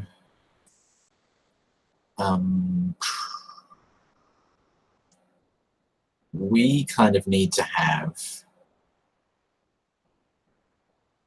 I'm struggling to remember what we just agreed on from last session. We need to have a way to link him to this rumors that we've started spreading about a separate clinic that is potentially run by Cloak as a front for his EOD operation, selling those drugs. So we are here. We're going in to apprehend him, and B, to plant evidence. Or we're not worrying about the B. Yeah, so much. maybe we wanted to somehow like plot evidence that like his penthouse apartment is actually the clinic the police were looking for, not apartment block 18. Yeah. And we, I do recall that we told everyone to like hide all the evidence of the clinic operating in apartment block 18, but I don't remember what we prepared. Okay, I want to clarify something because why you have actually you are talking these bold risky approaches because you went for the most high risk, high reward because you know that they are coming allegedly because of the drugs, but they also want to close the clinic. So you want to both make that seem like the clinic, make it seem like the drugs are coming from the clinic, and making it seem that it's Cloak that is running both the drugs and the clinics, so that they bust it and they think that they did the job right for their corporate overlords. Right. And then hopefully our clinic will still be able to operate because they think that they've shut it down, but which is probably a bad idea, but it's what we got to roll with. So I think if we just find maybe like even just a couple samples or doses or whatever of EOD, we could just kind of put him and the EOD in the same place, and that's when the cops bust in. But back at apartment block 18. Right. So we arrest him like block 18. So right. Yeah. Okay. So if this plan we're having in the car, what did we bring to capture him? Is it like as simple as zip ties or something else? What do you folks think? Zip ties were the first thing that came to my mind. So like maybe zip ties and like a strong sedative that we can. Yeah. So we have a compliant / easily moved subject. And I bet that Bridget at the clinic could provide all that stuff for us too without much issue. Yeah. So in terms of like, we pull the trigger, I give the signal, right? What is each person's like task? So I think the intent would be shock and awe. So we want to, although maybe we don't want to do like too much destruction of the premises itself, because they're going to raid a room, the clinic at the real clinic, right? So, yes, let's do some shock and awe and get the guy before there's too much opportunity to react. So maybe you and Flint are going to go loud. Yeah. I'll look for drugs. Yep. Oh, yep. Thorn, what are you doing? Probably running Overwatch. Like, I think Thorn's at this point. Yeah, that was probably the original plan. But I think at this point, Thorn's probably like modified the plan to be like, I'm gonna get this Vaughn to the mainframe and try and hack that with Vaughn. Okay. Awesome. Sweet. So I'm guessing we hear the partner come to like open the armoire to get dressed. Is that what's happening? Well, you actually you see the door opening, so you know that they are entering the room. You have time to react. Is it both of them or just one? One. Okay.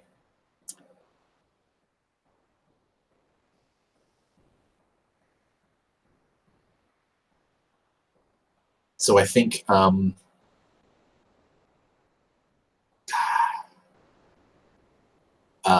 is someone meant to be controlling the operation? Is Gray meant to be like calling out when to do stuff, or I think I would say like We're in position, Jack. It's up to you. Pull the trigger. Sure. All right. So I think what Jack will do is Jack will double check the position of this person that's entered the room, and as they're sort of like, if they're walking away from the bed, whatever, I think Jack is just going to just flip the bed over on its side and stand up and just take a measure of the person that is in the room and sort of see if they can be easily restrained. So, Kyle, why don't you describe to us Brandon? Oh no. Oh no.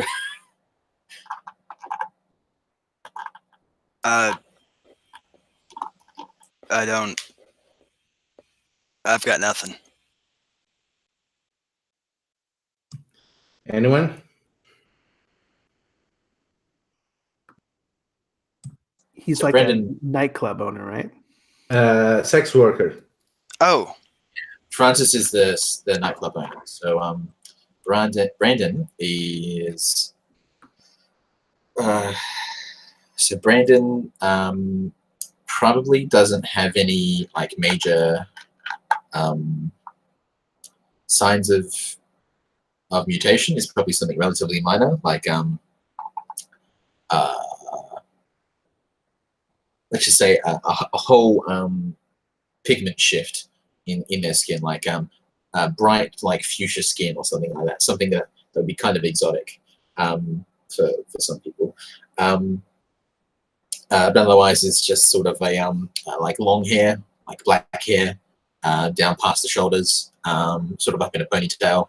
Otherwise, she's sort of like thin, sort of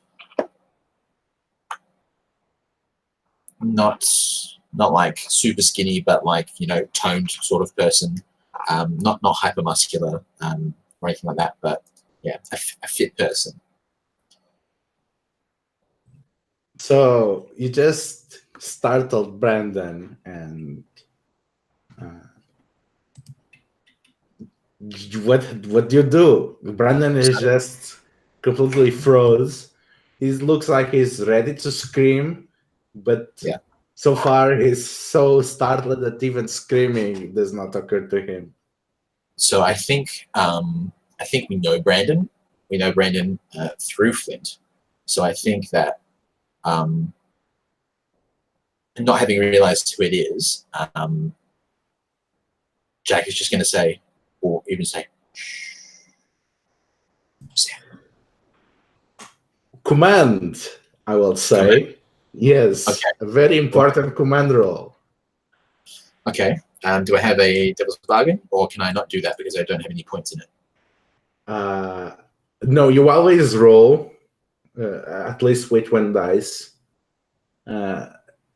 Okay, devil's bargain, I would say.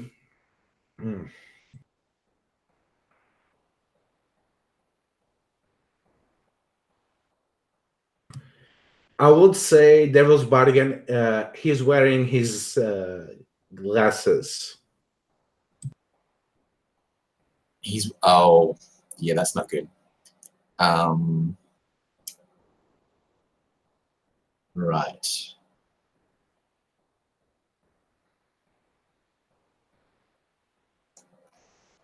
Well, let's just say yes. We'll take that one because I don't want to spend stress at this point. Not this. I don't think there's any way for Gray to help me either. So, yeah. So it's just the two. Oh, whoops! I need to reroll. Oh no!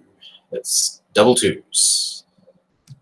Okay, you say that, but Brandon not only is screaming, like he grabs the nearest halogen lamp and throws it at you for harm one.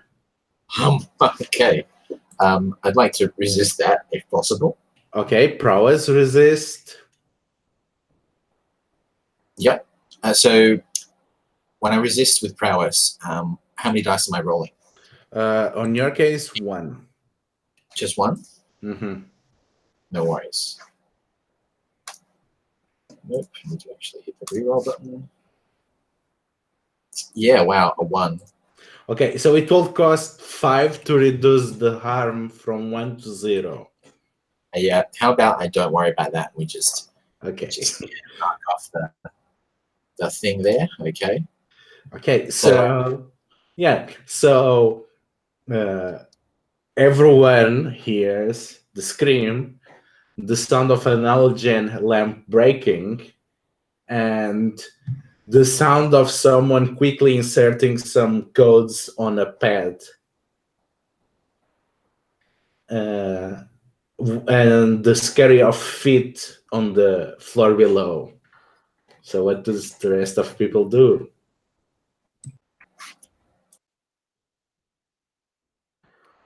Flint, I think that's your cue. Go, go, go. I charge in. Okay, wreck the door or other approach? Yeah. How? I guess I wrecked the door. Okay, wreck that door. Well, to be fair, you can use meltdown. Oh. Yeah, to just Okay. destroy Yeah, the door. I'll use meltdown.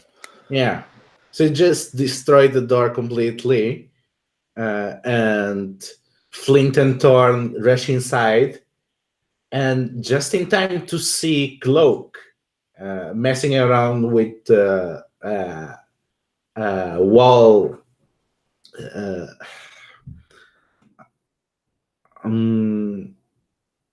Right, wall safe. So, Michael, why don't you describe us Cloak? Oh yes, finally, the man of the hour.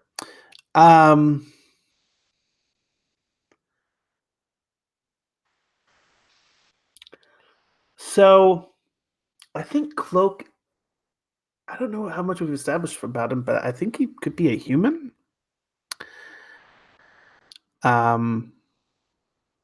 Yeah, I think that's fair to do, right? Yeah. So, I think I see him as like this really like skeevy looking fellow, right? Like, he's got like a little goatee. He's like a little short. He's kind of a little scrawny. His like posture's kind of hunched over, kind of bad, right? And yeah, it looks like just like a little goblin kind of fellow, right? Like not a cool guy. He's probably has on like a silk kimono that's all like embroidered and all that stuff. Kind of hangs on his like thin frame. But yeah, he looks kind of over his shoulder, and he probably has like a scar like over one eye, like real supervillain situation here. Like a James Bond villain reject is kind of what I see, right?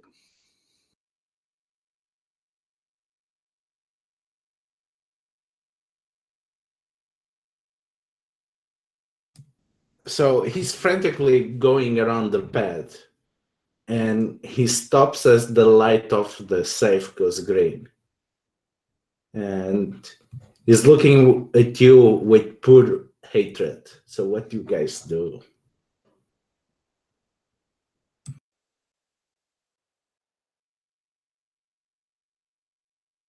Who has the sedative?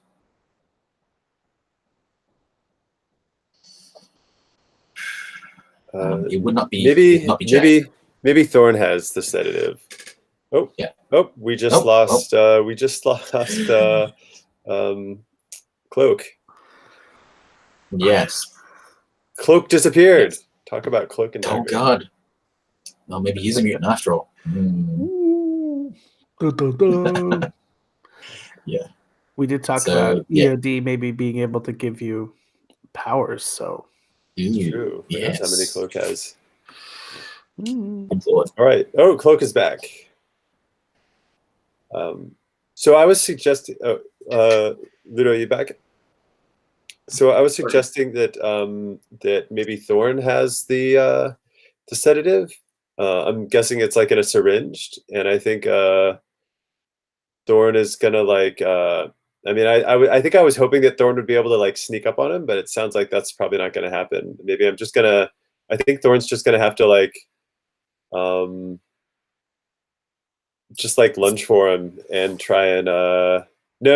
I want to try and be a little more like slick about it so that he doesn't see it coming.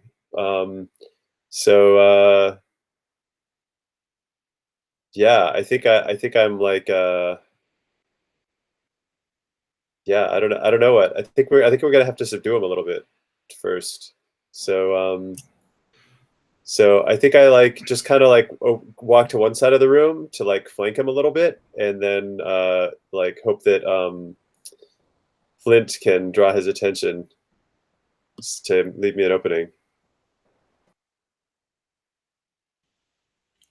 All right. I can like try to distract him and stuff.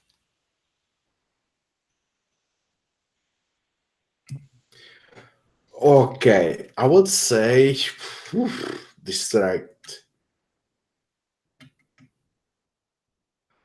I think it'd probably just be like an assist die or something.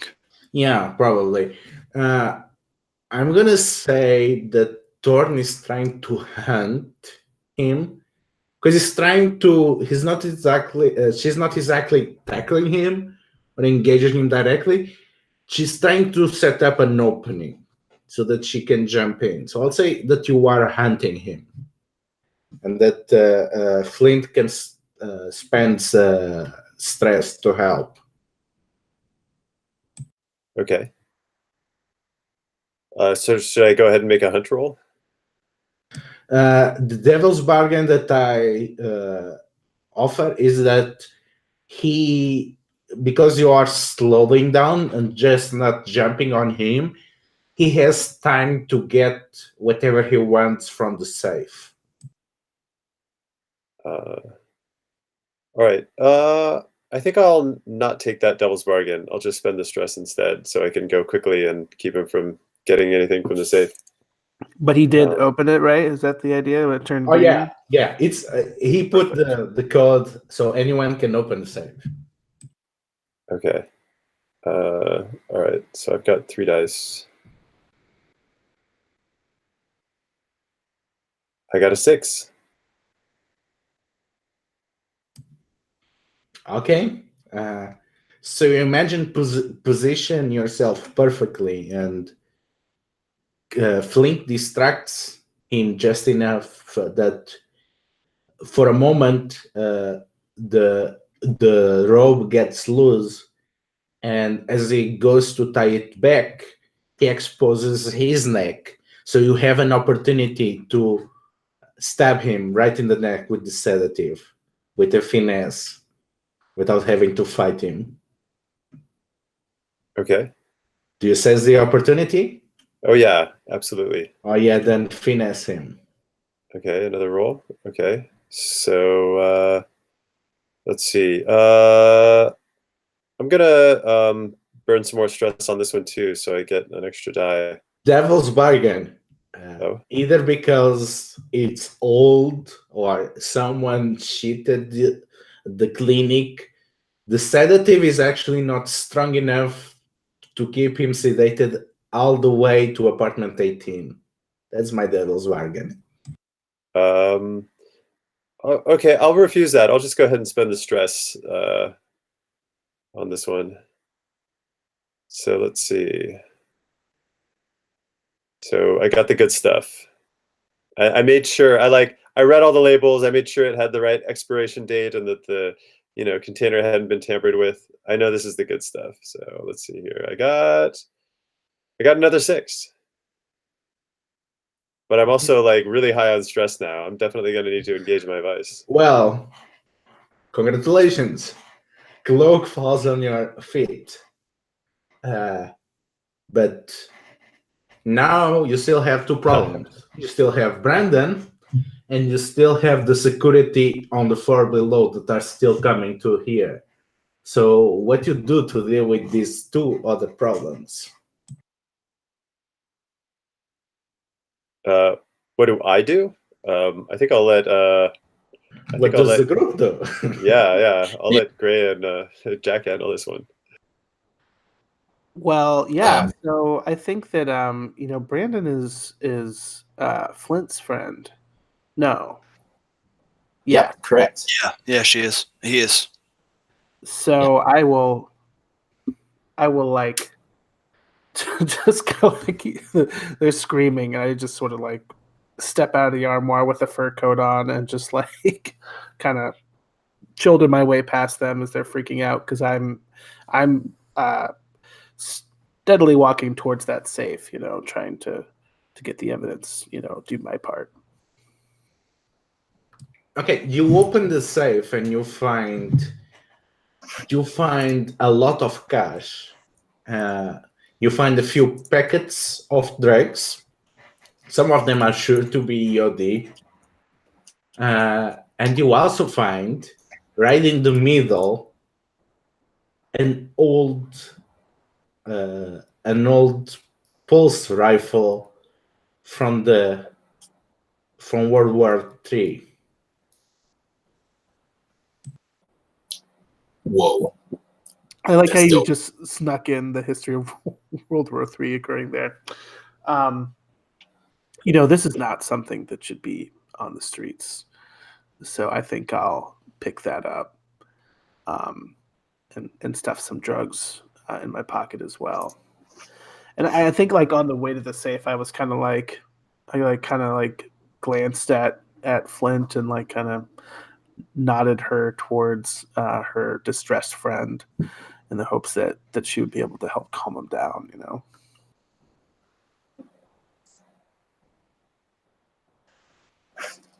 Yeah, I guess Flint will head over to Brandon and just be like, look, we'll talk about this later. Right now, just shut the hell up.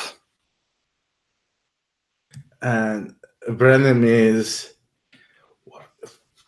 just get out. I'll try to delay the security, but you better have an explanation for this.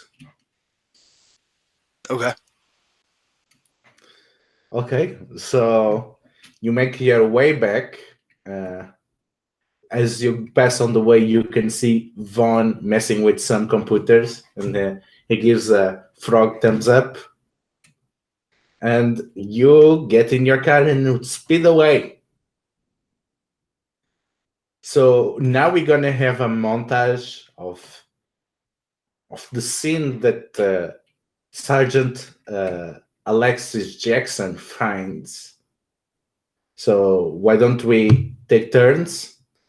We go in inverse order this time. We start with Walter, then Tom, then Michael, then Kyle, and say a bit of something of what happens as the cops close in on Cloak. Yeah, so I think there was like a some abandoned room of Block 18 that nobody who actually lives in Block 18 is gonna miss. It was like kind of like totally run down anyway. And we put a couple, there's like some like bed bug ridden mattresses in there or whatever, but we took we took some of the posters down from the clinic that have like anatomy and like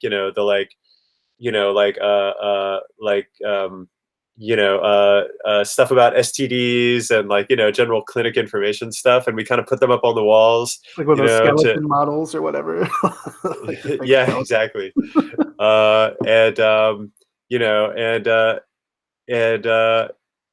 And so we just kind of put that stuff around to make it look like a clinic, and then we put then we even put like some we just kind of decorate it all. Yeah. So we kind of see like for a moment the sort of like point of view shot of like from Cloak's perspective, like Flint coming in through the maintenance shaft, right? And like we like hear his breathing, like oh my gosh. But then like her face like kind of blurs a little bit, and like the walls of the room like start to fade away, and it kind of becomes clear that Gray is using her like chopper abilities to wipe this memory that they shared of their like intrusion, right there, the kidnapping.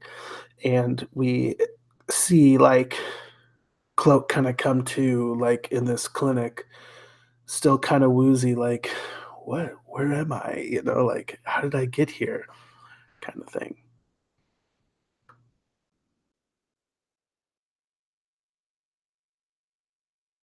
And Cloak just kind of like looks around for a bit and slowly realizes like what's happening.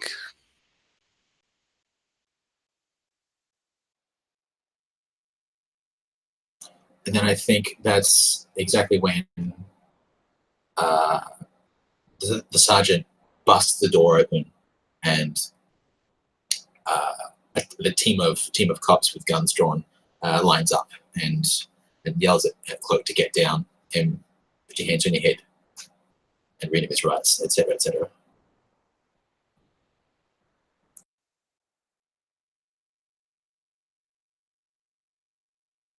We won. Is Ludo there? Ludo, So you get the benefits of the clinic, which is basically when you train something using the downtime action, you get 2 XP instead of 1. So you now have 2 downtimes activities, each of you. So these are on page 17. So basically, you can start a long-term project, you can recover, and you can train, you can cool off, and you can indulge vice. Also, from the what do you do with the pulse rifle, precisely? Yeah, I think that like whatever our cool like headquarters is, we probably like put it up in a in a in a cabinet there, right? Like probably next to like our AKs or whatever we also might have, you know. okay, yeah, cool. Okay, so from the waddles of cash that you managed to get, each of you gets 2 cash. Oh.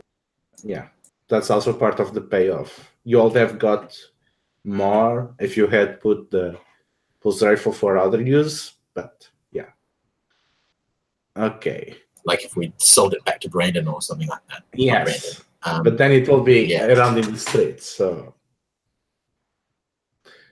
okay, so yeah, you can start a long-term project.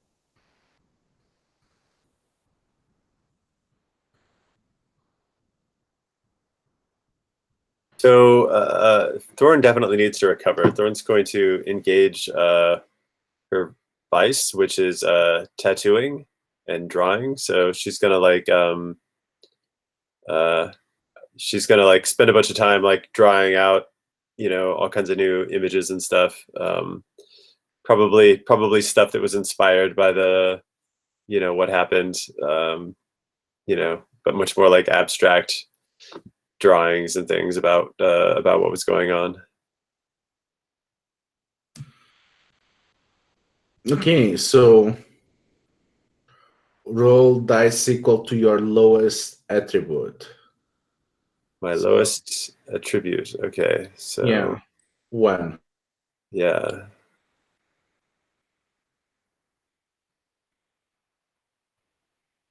I got a 3.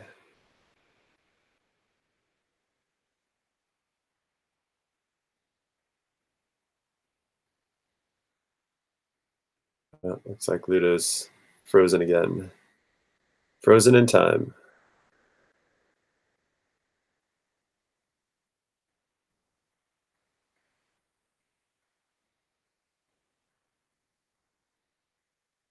rules question while that's getting figured out. When it comes to lowest attribute, is that like looking at insight, prowess, and resolve, and the one with the lowest number of boxes in it? Yeah. Yeah. So Okay. then, so then I guess you'd roll 2 dice and take the lowest if you had like 0 in one of your attributes. Interesting. Okay. Yeah. Cool. Well, I'm glad I finagled that finesse box. So how much you got? I rolled a 3. Okay, so you clear 3 stress. Okay. When you indulge your vice, do you have to bring somebody with you? Yes. Maybe you're like tattooing one of us then. That'd be pretty cool. Yeah. Sure. Anybody like a tattoo? Sure, Flint will tag along. Nice. Would Flint like a tattoo of something in particular? Maybe of something about what happened, or maybe just like an awesome like fireball tattoo. Sure, that sounds good. A burning snake. Nice. Yeah, Or melting that, door. Awesome. I like the burning snake. All right, excellent. Yeah. So Jessica gives the other Jessica a tattoo. All right. What is your second action?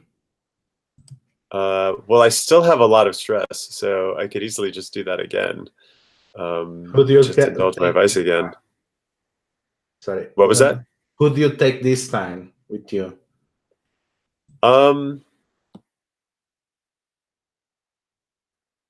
don't know. I mean, it could be the same person too, right? Or I think I also just like maybe I think I want to like, because the clinic like probably had its posters confiscated. I think I like redraw a lot of the posters, but like much cooler. Like these were posters that were like, taken from like the like whatever, the Ministry of Health or whatever, and they're like they're mostly designed for humans, but I like give a new spin on it. I'm like, no, we're gonna make some new badass posters that have the same information, but they're like like totally pro mutant, right? Like it has the same information, but like the pictures on it are like of mutants getting like the treatment and whatnot. Okay, so roll for indulging your vice with Bridget. Okay. Oh no, I got a 1. Oh well, I'm still pretty stressed, but what are you gonna do? Yeah. So, what are the others doing? I know that I'm also quite stressed, so I will also indulge my vice. So I picked Do and Me as my vice. So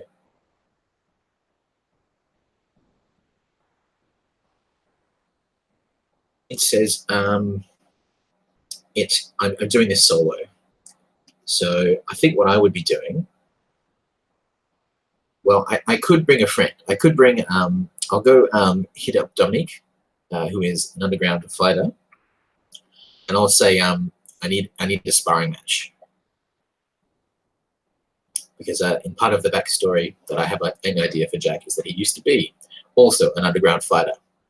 So I think I will just say, look, I just need to go a few rounds and clear my head a bit.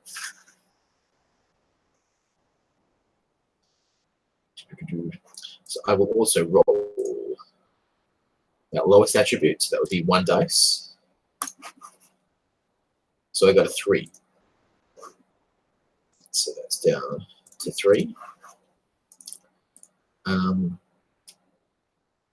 Then I would also, I think, it's not. I think I will actually spend the 2 cash that we just got to recover for my other action. So yeah, I will just be at the clinic and just sort of getting the mild sort of aberration that happened from the lamp taken care of. So I'll take that back to 0. and I'll be hanging out there. Cool. Okay, so what is Gray doing during this calm week? Hey, I'm also hurt and stressed. So I also took Doing Me, and I think that for Gray, that involves self-care. She's really big on self-care and these sort of downtime things. So anything she can do to sort of treat herself and help her relax is what she's going to go for.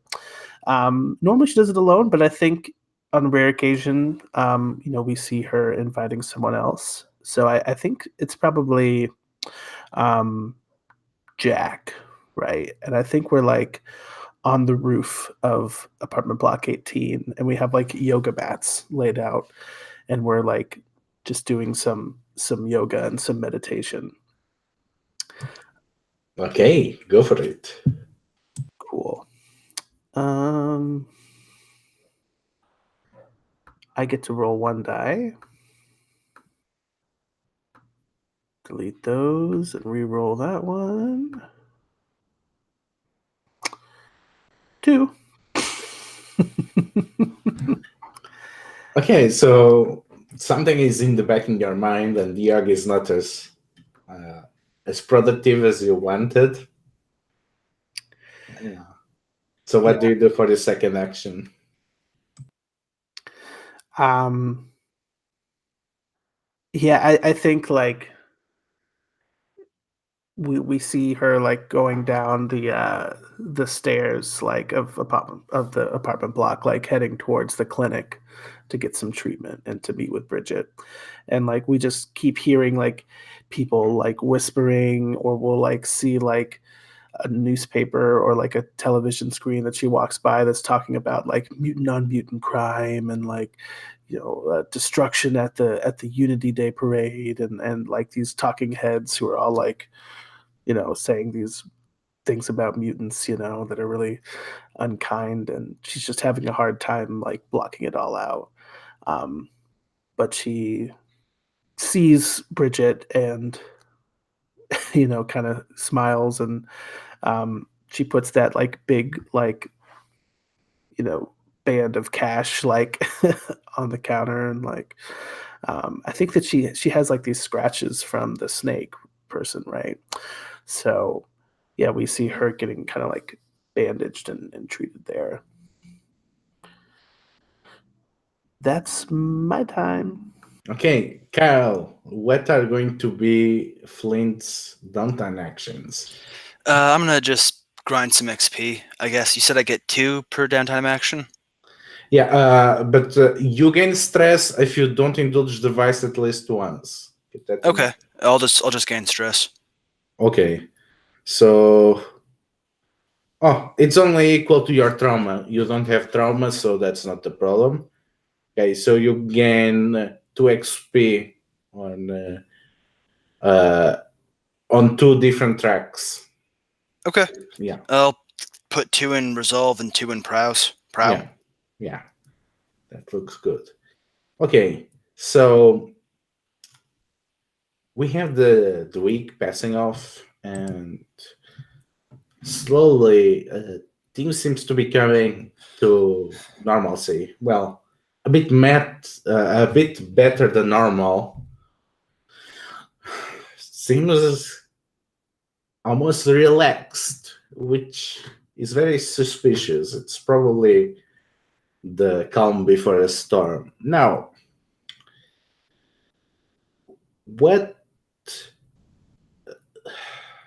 Tom, what is needed for work on the sky bridges to resume? Okay, so it's halted for some reason. I think the simplest answer is that we're out of either labor or materials. I think labor is easy to come by in the mutant safe zone, though, because there's so many people in such a small area. So it would make sense there'd be focus on me or what camera. But I think it's the materials. So I think we're out of like suitable scrap materials that we can safely get. That's easily the key thing. Like these are ambitious projects. They're like not particularly long, but like they're really ambitious. I think like they're designed to be a lot bigger than anything else. It's not like a 2-person walkway or something like that. This is like big enough for like 2 cars, like that sort of width, kind of going down there. So that would be the key thing. And are those materials produced in Mount Pleasant, or they have to be imported? We're talking like steel. We're talking like ordinary building materials. So I think with this sort of cyberpunk sort of theme of Mount Pleasant, I think it's going to be something that we would get in from like somewhere else that has like larger iron ore deposits. Because I don't know if Greenland has much like material resources like that on hand. It was all,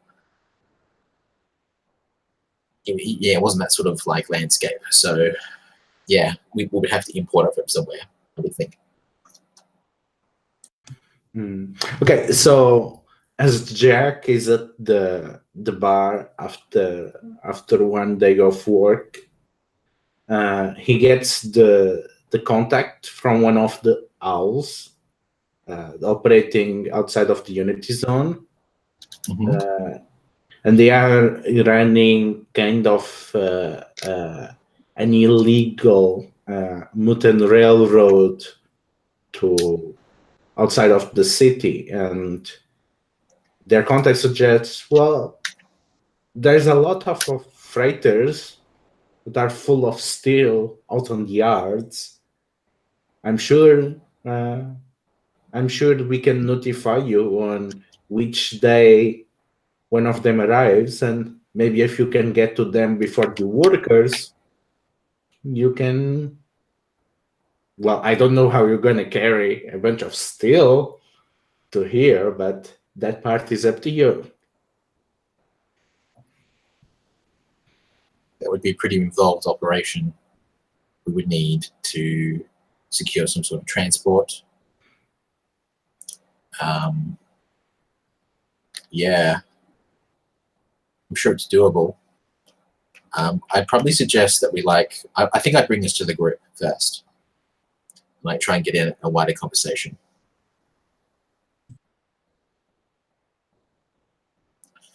So in that sense, I would pitch it to the group that we have someone who's willing to give us this information. Do we think this is worth? Does anyone have any ideas on how to do it? Like I would almost want them to wait until they actually try and transport it over land first and intercept that vehicle and be like, nope, because that's something we've done before with great success. So, Thorn, we have established that there are a bunch of humans that live on this zone, mostly poverty tourists, but there's actually a human political activist that not only is living in the Unity Mutant Safe Zone, they are also living in apartment block 18. Who are they, and why do they think this is a good idea?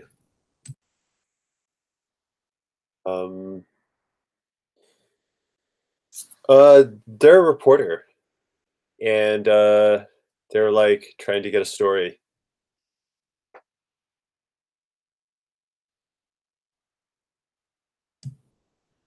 So you are at your workplace one day.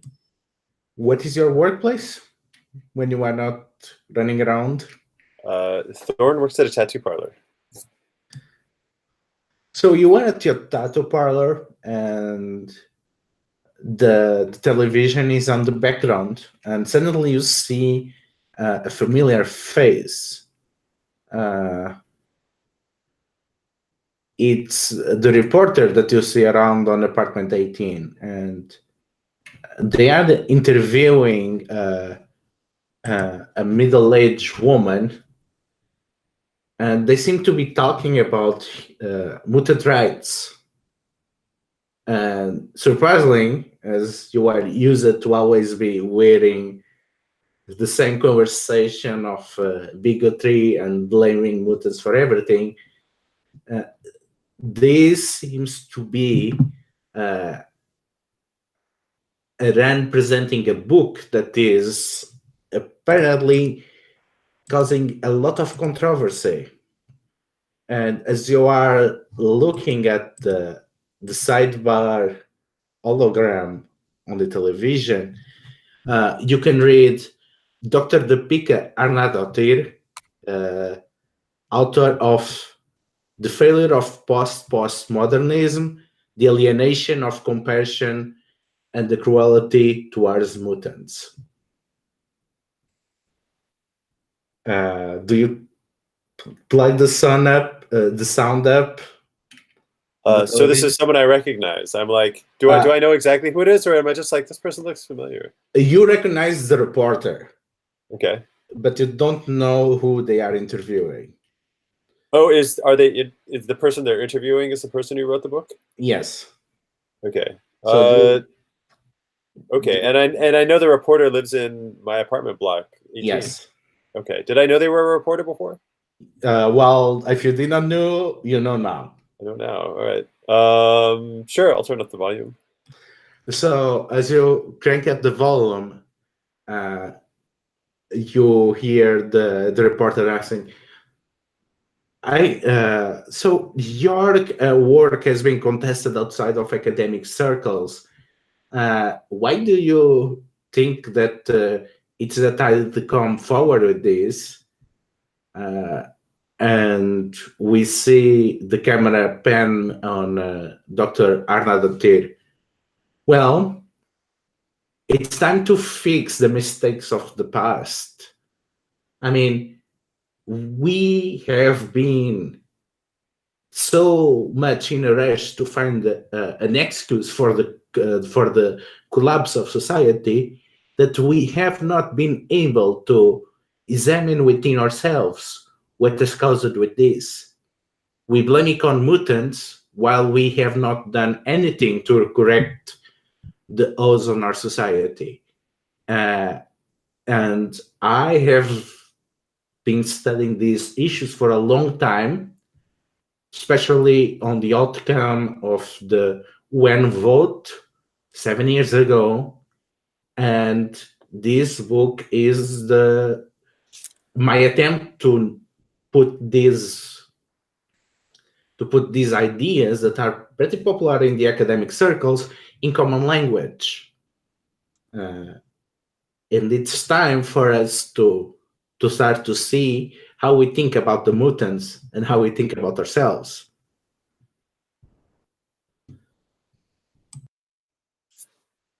Okay, cool. Sounds like this Dr. Pickett is a friend of mutants. And you can see as it continues that the hologram changes, and the sidebar now tells you that she is a teacher of on the Pleasant University, and that she is a triple PhD in philosophy, law, and meta-anthropology. Nice. So then we see the familiar face of the reporter turn to the camera, and well, I can say that this book is quite promising, and I will say that on the circles of the unpleasantness, which the way that she says it, it's like it has a capital U, but something about the way that she says it. So it seems among the circles of unpleasantness, perhaps the topics of this book should be open to discussion. And as that just as the alignment of synchronicity seems to coincide, you can see the same reporter passing in front of your tattoo parlor on her way to apartment block 18. Oh, okay. I see the actual reporter. Okay. So what was, I couldn't tell, like what exactly was the reporter trying to say? Was the reporter saying that they didn't believe in this book, or that they like, I didn't understand the reporter's position. Well, the reporter was saying that the book should become part of the conversation around the unpleasantness. But the way that she says it, sounds like a capital U, just like you call a certain corporation the worthless. So, like, instead of Mount Pleasant, it's Mount Unpleasant, is what you're saying? Or more, that there might be a group that goes by unpleasantness. Huh. Okay. And is this a group I may have heard of before? I don't think so. Why don't you give me a fortune roll? Just roll a single dice. Let's see. I rolled a 5. Okay. You know that the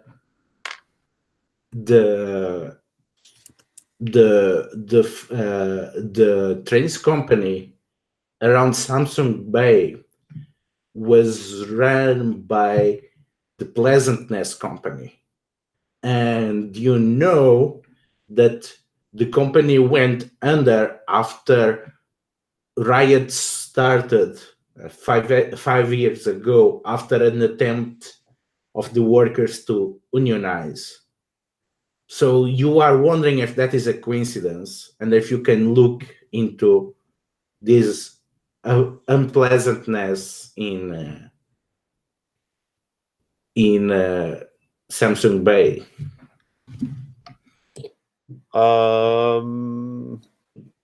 That might be a cool cliffhanger there if we're coming up on time. I don't know. Yeah. The Unpleasantness in Samsung Bay, a novel by. Yeah, that sounds good. Well, maybe Thorn can follow up on this next time, like start tracking this guy and just follow him back or something. I don't know. Well, I don't know. The question is, you have a free say on which job to take next. But as you turn back on your back to the work and the television, you see the face of Cloak in the television, and you hear was kidnapped during transportation. The body was found in Chalibug Avenue, completely burned. Tourist activity has been associated as the possible culprits. The local enforcement is investigating, and it shows an image of a burning police transport car, a crucified, burnt body, and you see painted in graffiti next to the body, mutant collaborator. And we end up here. You thought that was a cliffhanger. Wait for this cliffhanger. Wait until after the credits. Yeah. Oh my goodness. Everything's going on. Okay, let's do a quick stars and wishes. My wish, I want to know which of the from all these tidbits what y'all will investigate and to see the job, and I want to run at least another job before the campaign is over.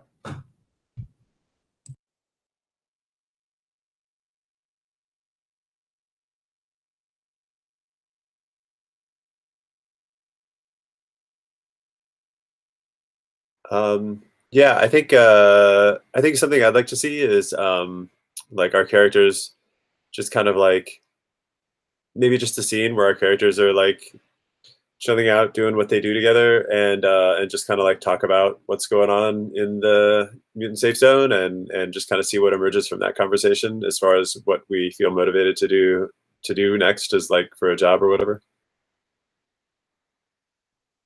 Yeah, I think my wish kind of lines up with Walter's about like just like a scene of reflecting and like getting to hear everyone's thoughts on the mission and how things went. I mean, I like the kind of action-packed nature, but I like a little bit of like feelings chat too, I guess. Yeah, I echo those sorts of wishes to some degree. I'd like to see a little bit more of like how the backgrounds can influence our characterization and stuff a bit too.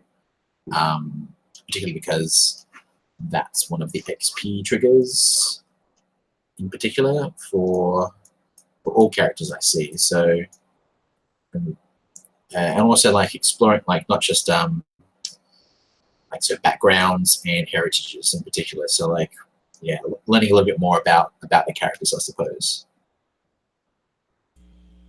Yeah, that sounds good to me.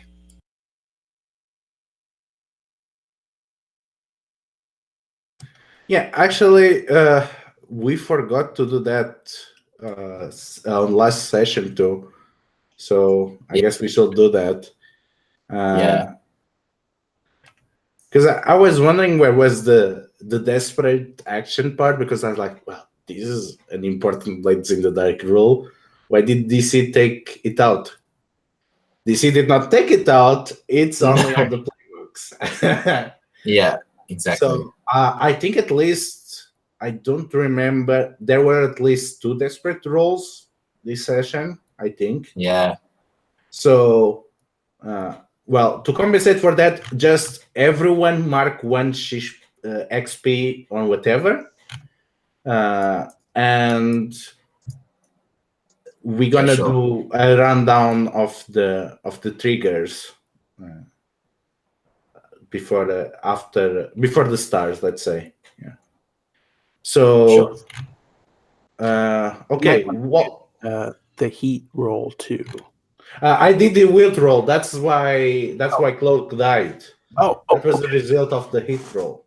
There we go.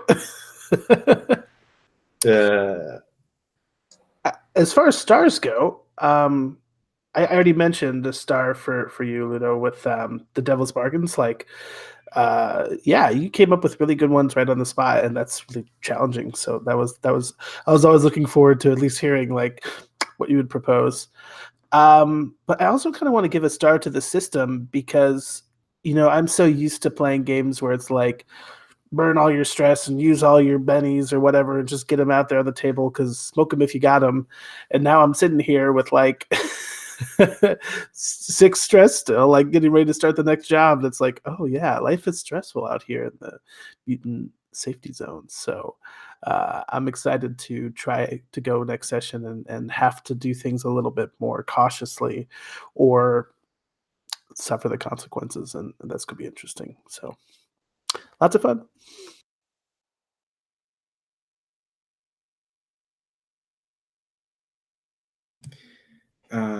Yeah, in terms of stars, I have to give to everyone. I mean, the job, there was not many details around with it.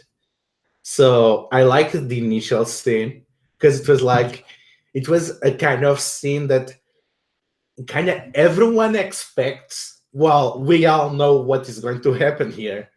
But at the same time, nobody involved wanted to really be there.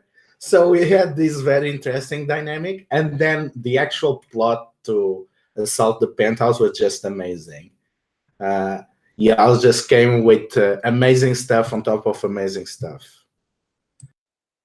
Okay, so let's do the end of the session XP rewards.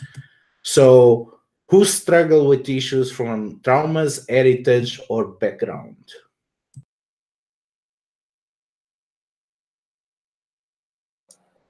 Not me, I don't think.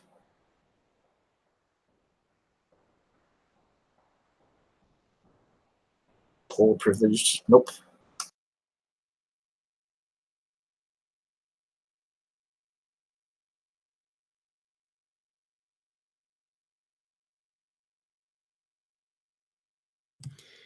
I mean, I will argue that both Flint and Thorn had entanglements with their friends.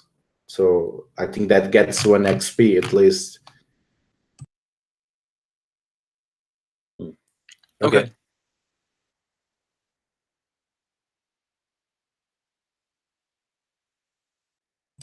Well, and the same can be said with Gray. I mean, things turned out well, but there was a lot of risk involved with James cars. Okay. So now each playbook has a different question. So let's start. I'm gonna do them on the order they are. So, Walter, did you address a challenge with stealth and silence? Yes. Michael, you addressed the challenge by sacrificing your own memories. I don't think I have that capability yet necessarily, or maybe I'm not reading the powers right, but I think that's more a question of when you push your powers, you need to use focus. That it's the kind of thing that can go wrong. Interesting. Yeah, I think this is written this way more for devil's bargains and for you to go out of the what your power is written. Interesting. Okay. Kyle, you address the challenge with farm control over your flames. Definitely, both the door and the fight with the pharaohs, the snake guy. Okay. And Jack, yes, you address the challenge with your strength and durability. Big yes. Yeah, I think this is actually 2 XP worth it, considering you brought the wolf guy down, you wrecked a van, and you also did the flight of the elevator. So yeah, definitely big yes. Cool. Now, Walter, you used your powers or actions to be loud and bombastic. I think not this time.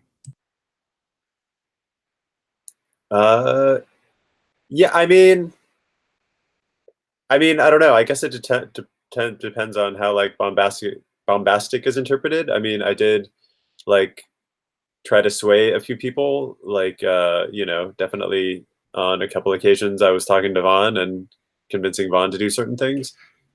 So I guess it depends on how we want to interpret that. Yeah, I think the whole thing with Vaughn can actually work very well on that. I think that was a bombastic because it will have an explosive effect in the campaign, perhaps. Yeah. So, Michael, you used your powers or actions to gain dangerous knowledge.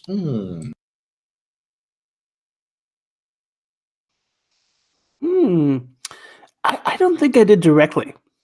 I think that through the course of action, we may have gained some knowledge, but I think that like I didn't necessarily like dig into Cloak's brain to like get his forbidden knowledge, right? So the question that I'm going to leave you with is knowing where is a pulse rifle dangerous knowledge? That's that's probably true. The fact that we held on to it and it's sitting in our belongings, that is a dangerous thing. Yeah, that's a good point. I'll go ahead and take one for that. Yeah. So it's an invitation for you to exactly. Kyle, you used your powers or actions to burn down an enemy location. Nope. Yeah, it's a bit. It was just a door. Now, Tom, you used your powers or actions to defend the helpless. Oh, that's a tricky one. Yeah, I'll argue that my friends in a car, not really good fighters. They're definitely more helpless than I am. So, yeah, I definitely said that I'd use my powers to defend at least my friends at least once. Well, someone's house is burning, but your friends are safe. Yeah, I would Yes. say that someone would get at least seriously hurt if you did not had stopped the car. So you used them defensively. Yeah. Cool. Okay, I'll take one for that. and I think that's it. Thanks, everyone. I'll be uploading this if it's okay with you. Okay. See you next time. Bye. Bye. Have a nice weekend, Everyone. everybody.